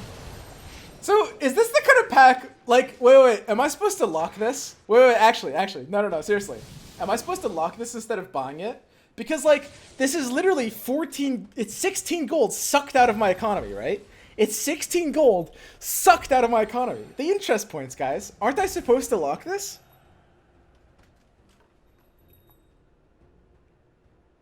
Next round is creeps. I think I just locked this. I can't I can't buy that right now. I can't buy that right now. It's too early. No roll? Yeah, I'm paying 1 roll for that lock. I don't know. That could be just a dumb thing to ever do.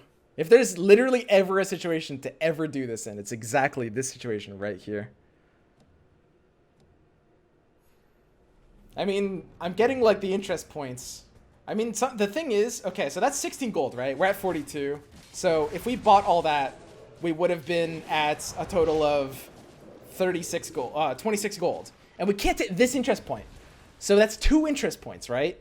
It's 2 interest points because we can sell the 2 tinies, but if we go down to 26, we'd have to sell the slaughtered pairing or something good to get up higher. And the question is, do I lock this again? Because now I think now it's only 1 interest point this time. Before it was 2. I think I buy it now. I think now makes more sense to buy it. And we have the relic, and Arc Warden wants to be on my board in play, I think. Now I buy this. Because now it's 1 interest point instead of 2. Because I can sell up.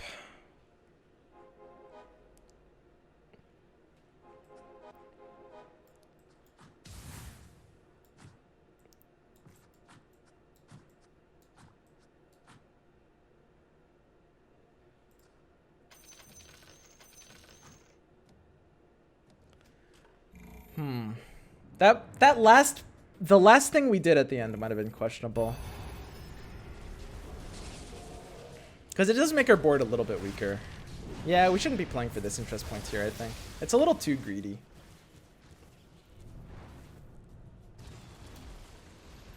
If we have the Alchemist... I'm supposed to put Alchemist there. I'm supposed to do that, maybe that exact same thing and then put Alchemist instead. I think we might have won if we did exactly that. Yeah, we might have fucked up. So yeah, maybe I broke my own penis there. That's okay. Penis isn't the most valuable part of the streak. At the end of the day, purple's worth a lot more than gold. And I think even like the end of blue is probably worth more than gold. Maybe a little bit. So we're nutting. We're not on anything to protect anymore.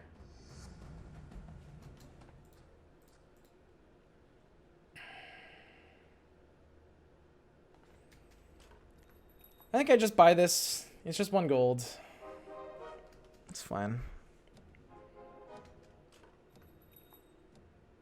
It's fine.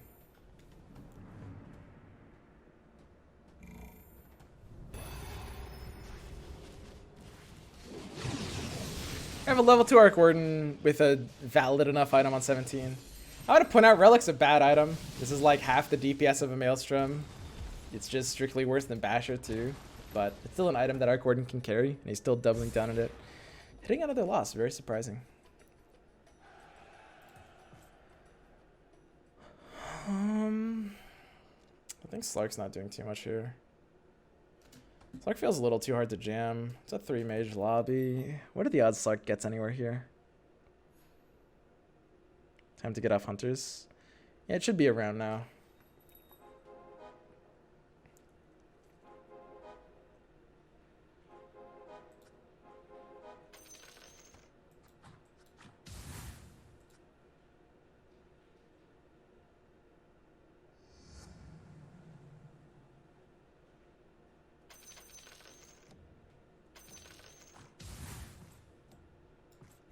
Positioning's a bit off. I'm supposed to do that and then maybe even take a roll here. I don't know. We're playing more for alliances right now. We're playing for warriors and scaled. I would normally never do this so early, but it's a 3-mage lobby and we have the ability to just put scaled on our board for free. I think we need scaled, and if we have scaled, I think we have no choice but to do probably exactly this. Why do you run Alk there? He's like your lowest DPSer? No, Alk's nuts. Acid Spray is insane DPS.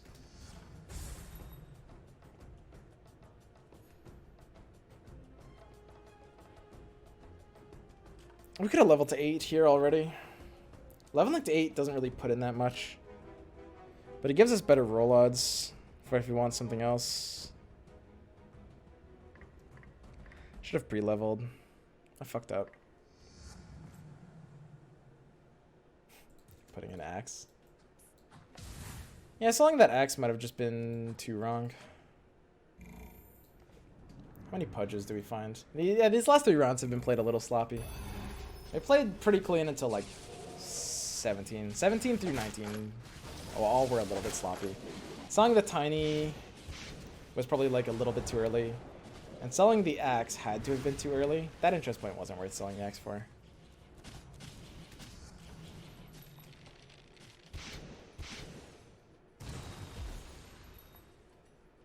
Yeah, that's just a misplay. We're supposed to bench it instead of selling it there. 2 people on assassins means I should have a catcher.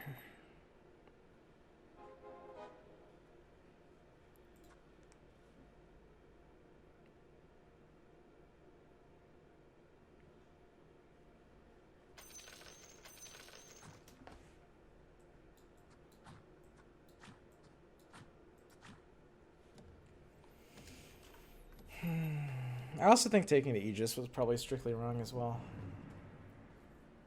By the way.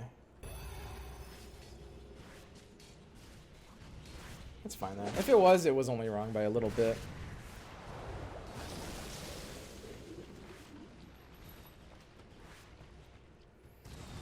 I need to play for better odds. I mean, Alk is paired. It's just 9 on 21, right? I mean, I even have the free roll to go with it.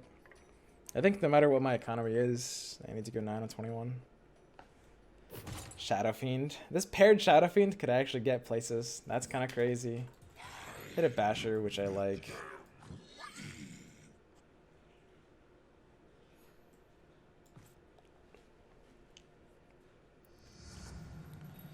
Hit a Doom, which is neat. Shadow Fiend gets there. I think Shadow Fiend is too bad.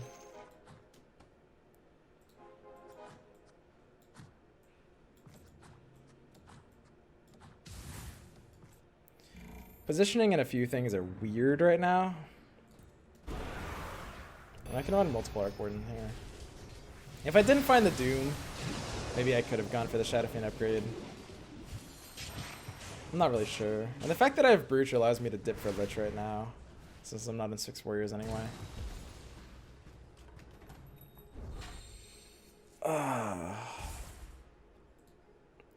Round 20 and just a 1-star board. Yeah, I only have 2 2-stars. It kind of sucks, but I mean, I'm still doing good stuff units. I got some pretty good stuff. Why doesn't he use free rules? I save them for later. You want to like save them for when you're playing for better economy or rolling at higher levels. I used it when I had level 9 odds instead of level 8 odds.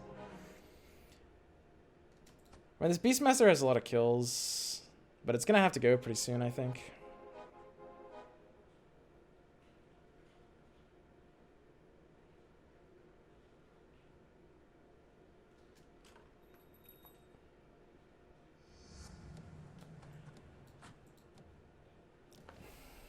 This is so weird. The only thing I know is that I for sure need to be in scaled. I should have like something other than Tusk right now, like this level 1 Elk or level 1 Arc Warden. Like my board right now doesn't make that much sense. The most important thing is I'm on the scaled pair. It's kind of hard to hit 6 Warriors right now, but that's probably going to be the path forward. And it's really hard to X9 this. Or sorry, it's really hard to not X9 this. I X9 too much. I just very simply do that too much. It's just dumb. It's good in a lot of situations, but I think I have to be doing it way too much. Sort of hits, a little behind. Still top health here, whatever that means. I need to take a couple stabilizer rolls.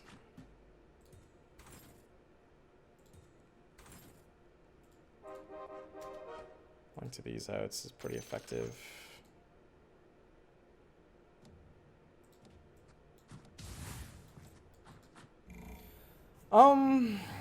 It's kind of sloppy. A few things aren't really right here, but at least we're playing for more 2-stars. I think we have to take a couple value rolls there. My roll value is too high. I'm too close to outs to not. There's just no way. But we're still behind on stuff. I mean, I need to be hitting the Alk and the Necro to complete. When those complete, I feel good about this board.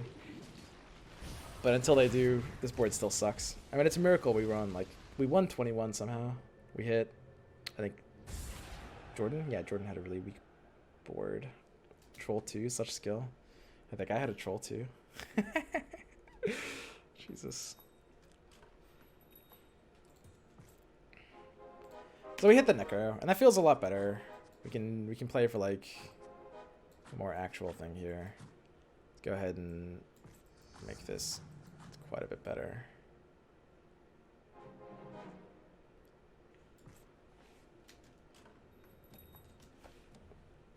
So Tide level 1 I think is a pretty premier assassin catcher. There's 2 players with some assassins on the board. This guy actually went down to 3. Did the other guy drop out of assassins completely? It's fine though. I mean, a Tide level 1 doesn't really need to be a frontliner anyway.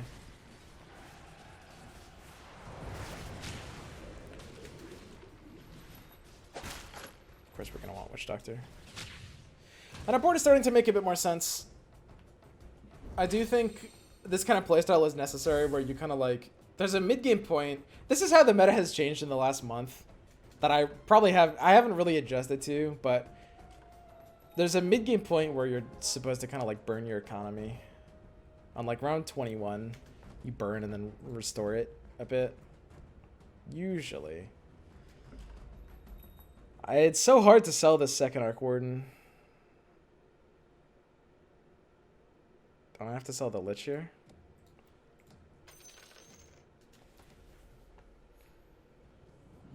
I need a Kunkka so I can replace this fucking axe.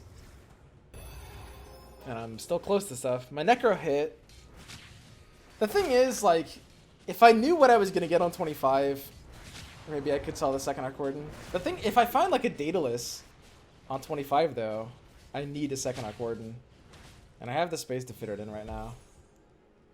Jug over X? Yeah, for sure. Jug is much better than X. 3 mage players all... There's 4 mage players this game. I mean, there's a good chance the top player, whoever ends up first, that has up against these mages, will actually go for a scaled. We're still topping the health boards, whatever that means. That's almost irrelevant, though. I mean, this game is ending fast. I might have to spend, like, the rest of my gold, like, now. That's kind of crazy. And we're stuck on Daedalus. We have the second Arc Warden, so I'm ready for this. I think I might literally spend the rest of my gold right now. I mean, we can't greed this point. It's like, we're close to a couple outs. Not the rest of my... I can't spend the rest of my gold. I can't spend the rest of my gold.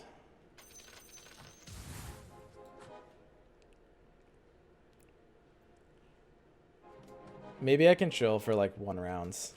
Maybe I can greed for like 1 round. Maybe that's it.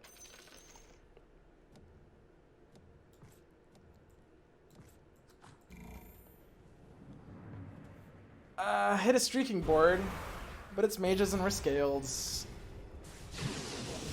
now the second Arc Warden, close the second item. 6 warriors, 2 Arc Warden means we're only going to be in the pair of warlocks. Which means Alchemist isn't really a part of our build, right? I mean, we're supposed to be selling this... We're supposed to be getting out of Alch for... the Witch Doctor when we have Troll. And second Arc Warden as our 10th unit. Which means maybe our outs are less strong, because I don't think I'm supposed to upgrade this Alch if I get it. I'm basically 1/8 gay. I forgot I was subbed to you. Fuck, now I'm almost 50-50. Bye. I'm still so far away from stuff. My gold value is low. It's like I'm singled on Tidehunters and Dooms. I think I'm supposed to sell my Alch here and chill.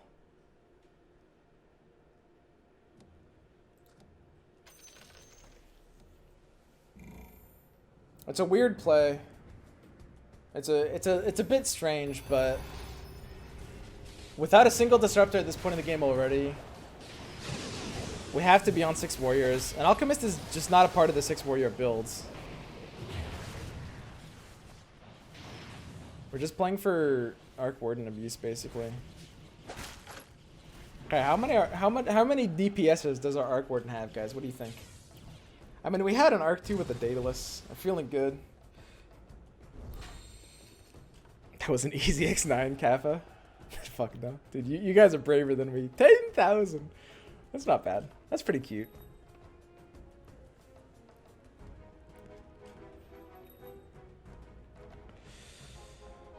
Stay at 9, stay at 9, stay at 9, stay at 9. Going to 10 allows me to get better odds for everything, as well as the arc level.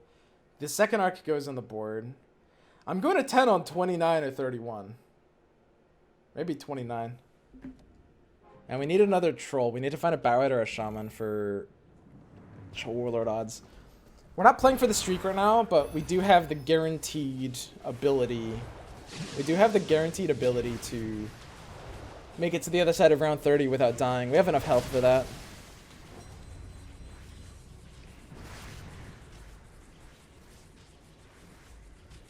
Man, knights are nuts.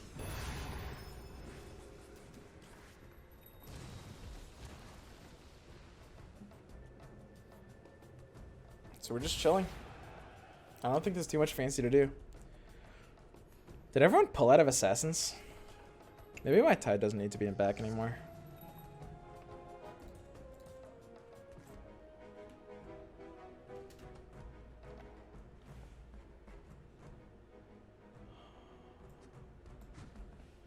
It's just better than this shit. Are there literally none? I mean, there need to be literally none for me to move my tide forward.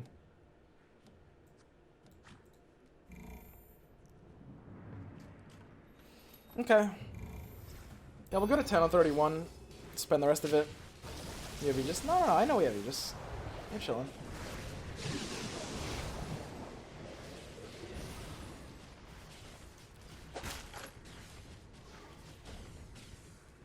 So, lose 28 and 29. Not unexpected.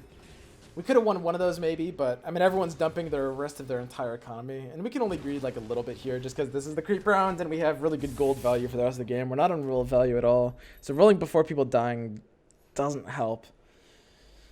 And we are just chilling.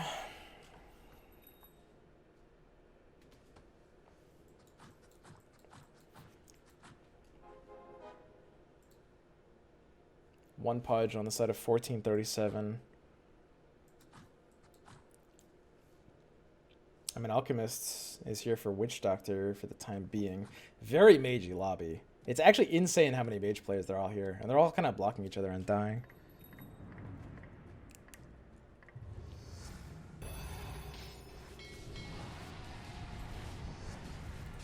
Because we just spend literally the rest of our economy here. Shadow Shaman gives us the troll odds. Kunka completes.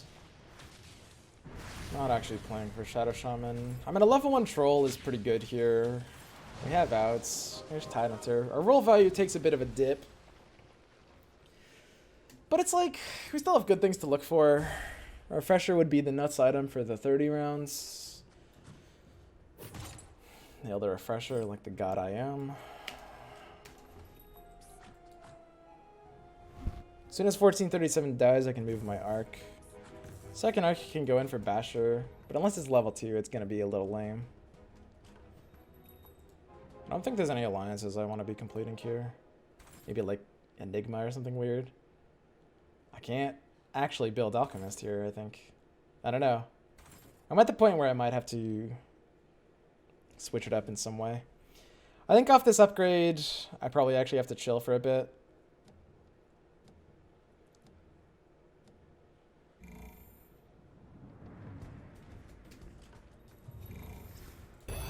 Kunka refresh better? No, not even close. Kunka's just too slow. Ravage needs to come online faster. Also, just by being next to the Disruptor, we can gain some of that sweet mana value. So 1437's board here. He's got the troll too. We haven't found a single troll yet, so his board is just ahead of ours. This one's gonna hurt a little bit. Doesn't burn out Aegis though, so we can just like ladder off of this Aegis chilling us. I don't expect to get first this game. Not a single troll. Arc Warden unpaired. It actually feels pretty shitty.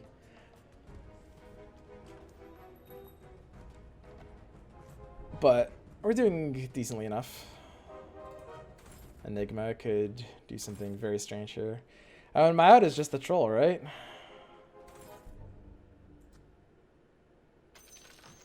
I mean, I'm down to run this pair of Enigmas. That can happen. That can get places. So we're guaranteed 1 rounds. If Enigma actually completes, it'll take it over my Arc Warden, I guess. I really wish I had a single troll. My board is so far behind. I mean, my Doom is level 1 too, right? So we got good mid-game luck, but we're really tapering off here, which is okay. I mean, we should still hit top 4, even with this like bad late game RNG. That's fine. I want to know. I'm not complaining about RNG. I think that there's so many different kinds of RNG in this game. It's so hard. People like saying like, "Oh, I got good RNG. Oh, I got bad RNG." But it's like you got good RNG. This way you got bad RNG. This way it usually ends up nearly balancing out.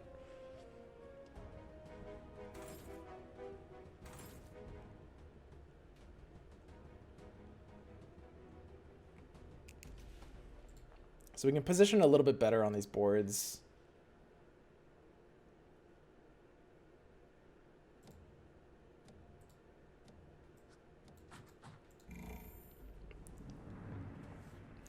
Is this one? Oh, they both have pudges. That was dumb of me.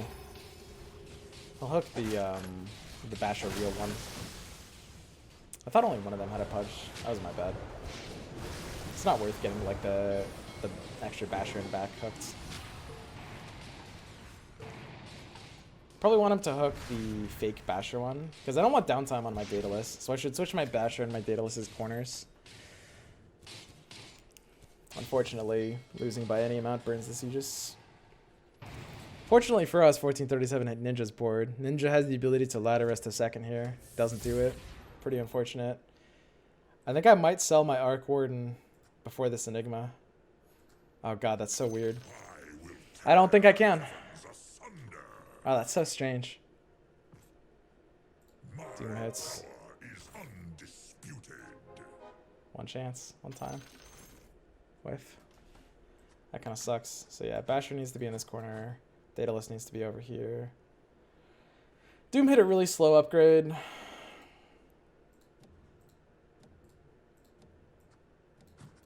A little too slow when it comes to positioning stuff.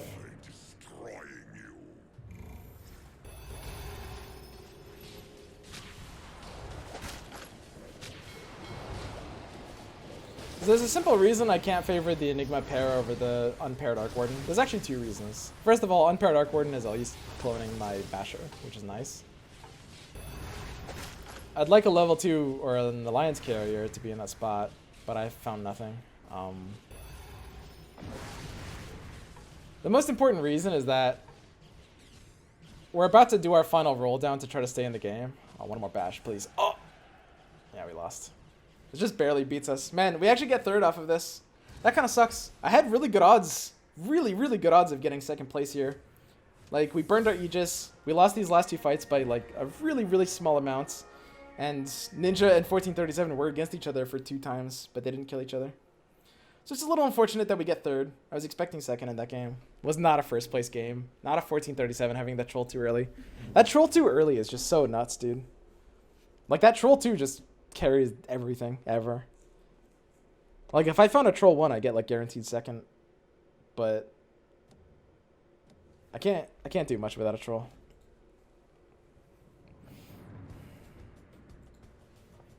Oh well.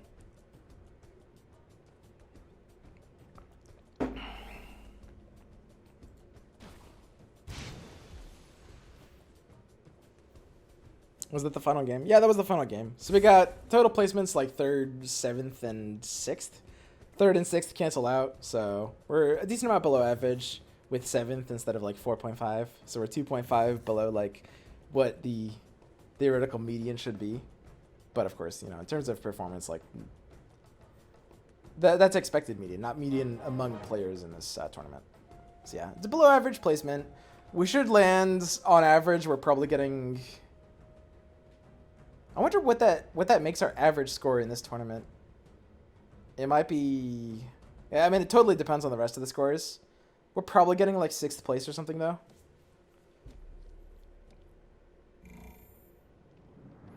I think the way to clean up that game a bit is positioning. Maybe we can position our way to 2nd place. I think our level timings were pretty good. Leveling 9 out of 21 is necessary, of course. We had a really awkward board between 21 and 25, which I don't think there was anything we could have really done about that. Unfortunately. Between 21 and 25, we just got kind of screwed. There's a troll level 2 just coming in hot. Good stuff, dude. So yeah, that was the most unfortunate thing in this game, which is just our board kind of didn't exist between 21 and 25. That being said, that's partly on me. The biggest problem, my biggest misplays this entire game very easily were the rounds 17 through 19. We sold an Axe 2-star and a Tiny 2-star when it was too early to sell those. That was just pointless.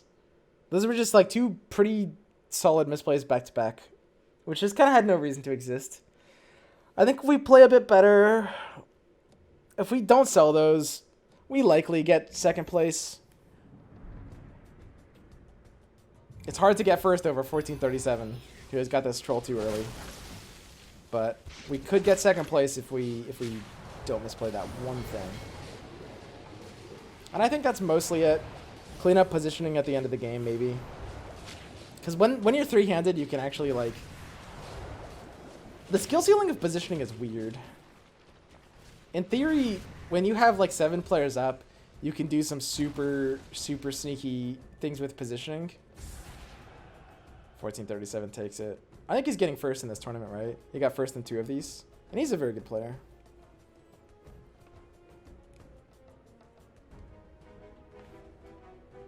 So, you can see right now, this is like kind of the meta. It's like 3 players playing good stuff, all in the top 3 places. We've got 4 players playing mages. Those are getting 4th, 5th, 7th, and 8th. And then we got 1 person on knights who was able to stabilize his way to 6th place.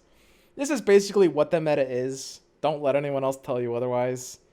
Every time I try to think the meta isn't good stuff, and like I'm like, ooh, let's try not playing good stuff, it does really, really horribly. And this is true for pretty much everyone. The good stuff has been like the single comp. If you want to play this game and you want to increase your win rate, good stuff has been the only comp you can reasonably play for the past 2 months. Which kind of sucks, but that's just the state of the game right now. I kind of wish it wasn't so. I mean, and don't get me wrong, it's not a huge deal. It's not like good stuff is going to be top 4 every single game ever. It's just like, it just will be above average in terms of like the win percentages, right? The game before this one, top 3 was not good stuff. Yeah, Alexa, it was again on the play first one. Like I said, it's not going to happen every single time. Yo, what's up, Merlin? Thanks for the host, buddy. No place for ass ins. Yeah, not really. So I guess that's pretty much the end here. We'll see what our final placement is at the end, and it looks like we did get 6th place, which is pretty expected. I think that's right. Which sounds about right.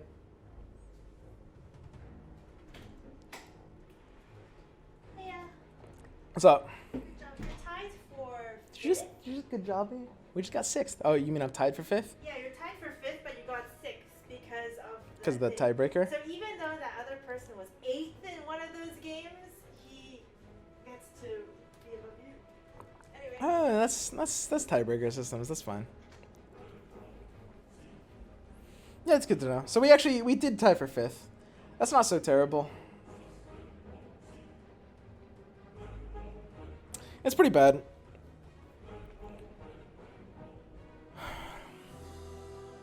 I felt at the end of the day, I think that's a pretty good like result based on how we played though, and based on the RNG we got. It's like I think our RNG was across the board below average. It's not egregiously below average. I'd put our RNG across today's games in probably like the 35th or 40th percentile of roll potential for the comps like we want to play in our range. So, and that kind of meshes in line with 5th and 6th. At the same time, I'm not obviously like, you know, if I play perfectly, I have the ability to, you know, wiggle extra value out there. I think we definitely could have, like, if we played very differently, we could have probably ended up as high as like 3rd, for sure.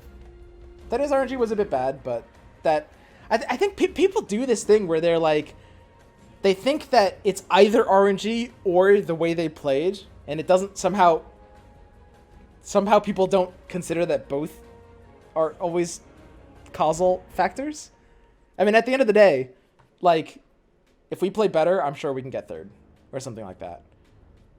And that's on me. And that's kind of the difference that me as a player is supposed to make up.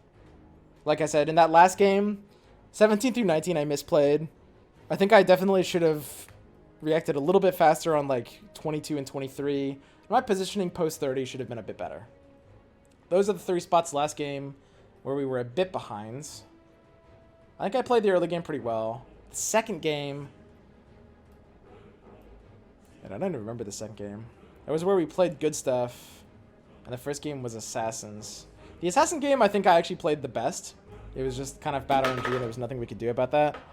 The second game, it was more of the same stuff. A lot of like little min-maxing. And that's kind of the one upside of good stuff. It's kind of the one comp you have to play for the most part if you want to win. But it is a high skill ceiling comp. There's a lot of room to like outmaneuver people with fundamentals. in terms of playing like. I mean, the thing at the end of the day, like role value builds are gonna be more brainless. It's like good stuff has a lot more potential to outposition, whereas builds like knights and assassins, there are role value builds that do focus on positioning, but across the average, good stuff requires better positioning more than the average role value build. So it has more skill there, and you do need to like, you know, play some flexible options at the start. Like last game, we were in 3 hunters. It does test you. Good stuff is, I can say, I think it's probably the highest skill ceiling builds in the game. So, I mean, there are people that like the fact that we're in a good stuff meta. It's not all bad. It really isn't. And you can definitely see me getting outskilled by some players that play good stuff better than me. Like 1437. I mean, he's just a legend of good stuff. Like, I mean, the man has like a troll 2 on round 22, tide hunter 3 on round 23. You just can't beat skill like that. There's just no way. That was a bit. I am joking, but he does play good stuff better than me. Like his positioning and stuff is going to be better than mine. 1437 is like a legitimate good stuff player. I don't know. I really hope. My hope is the patch will shift up to.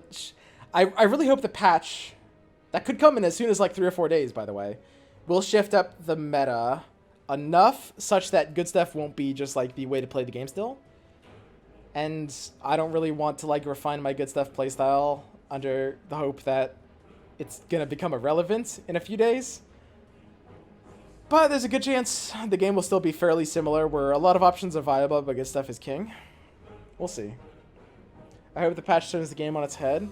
I mean, I can tell you it's gonna be really big. It will change a lot of things. It will change a lot of things. The thing is, though,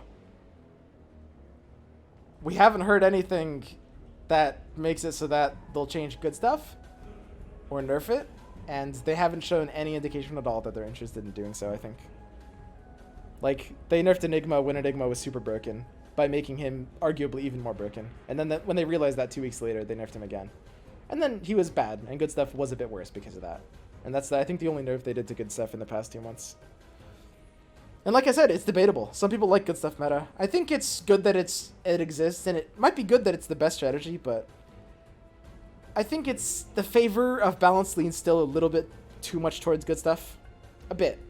I do think it's good that it exists, for sure. For sure.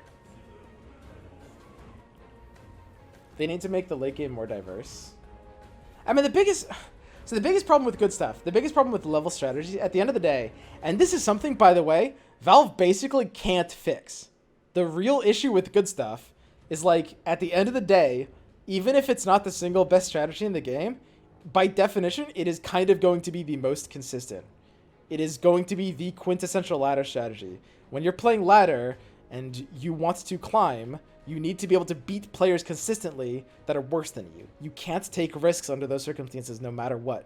So you need to force, if you want to climb and you want to do it efficiently, you are going to pretty much need to force consistent strategies that allow you to outplay, which ends up being like 1 or 2 builds. Like at most, even if the meta is more diverse, even if good stuff is like tier 2, you need to stay in it. They can fix it by making alliances actually worthwhile. I don't think they can. That's what I'm saying. That's what I'm trying to explain. I don't think that fixes it for ladder. It'll fix it for tournaments, but there's no way they can fix ladder, I think. Like, the system is always going to force you into queuing against players that are weaker than you, and it's always going to give you like 4 or 5 times as much for getting 8th place as you do for getting like 2nd. As much of a loss as you do for the win of getting 2nd, right? And that's almost impossible to solve. And that's always going to make consistent level value strats are always going to be your ladder strategies. Period. Like, level value will be how you play ladder if you are serious about climbing. And you will dunk on people playing for role value because they aren't serious about climbing. And that kind of sucks. I wish there was something they could do about that. It's not unsolvable, but it's a lot harder to solve than the good stuff meta, right? It's really important to understand what the core issue of good stuff is. Because it plagues ladder more than anything else. That doesn't mean it's not good in tournaments. As we can see, it absolutely dumpstered this tournament. Pretty much everyone in this tournament, like half the players in most lobbies, between 3 and 5 people every game were going good stuff. It's about half. And on average, they placed higher than people going for other things.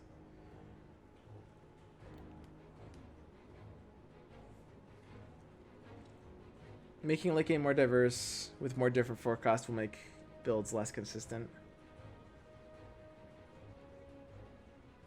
Yeah, sure. Basically, they could kind of embrace the good stuff meta and allow the good stuff pathing to be dominant, but at least let it exist in like 3 different branches instead of just ending up on pretty much the same build every time. Honestly, that's probably the best solution. While also nerfing it to a tier 2 strategy. But if good stuff exists at all, it will be the way you play ladder, even if it's like tier 2.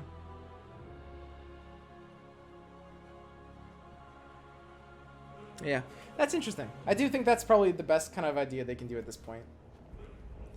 But yeah, you just ladder system forces you to not take risks, which unfortunately there's just not much they can do about that, and that's fine. Man, so yeah, I'm pretty amped up for this patch. I mean, there was that Reddit post. Whispers are happening. Maybe this is happening in as little as 3 days from now. They patch on Wednesday sometimes, so it could be this Wednesday or Thursday. We could be looking at it, guys. This could be it. All this waiting might come to an end. And actually, speaking of things coming to an end,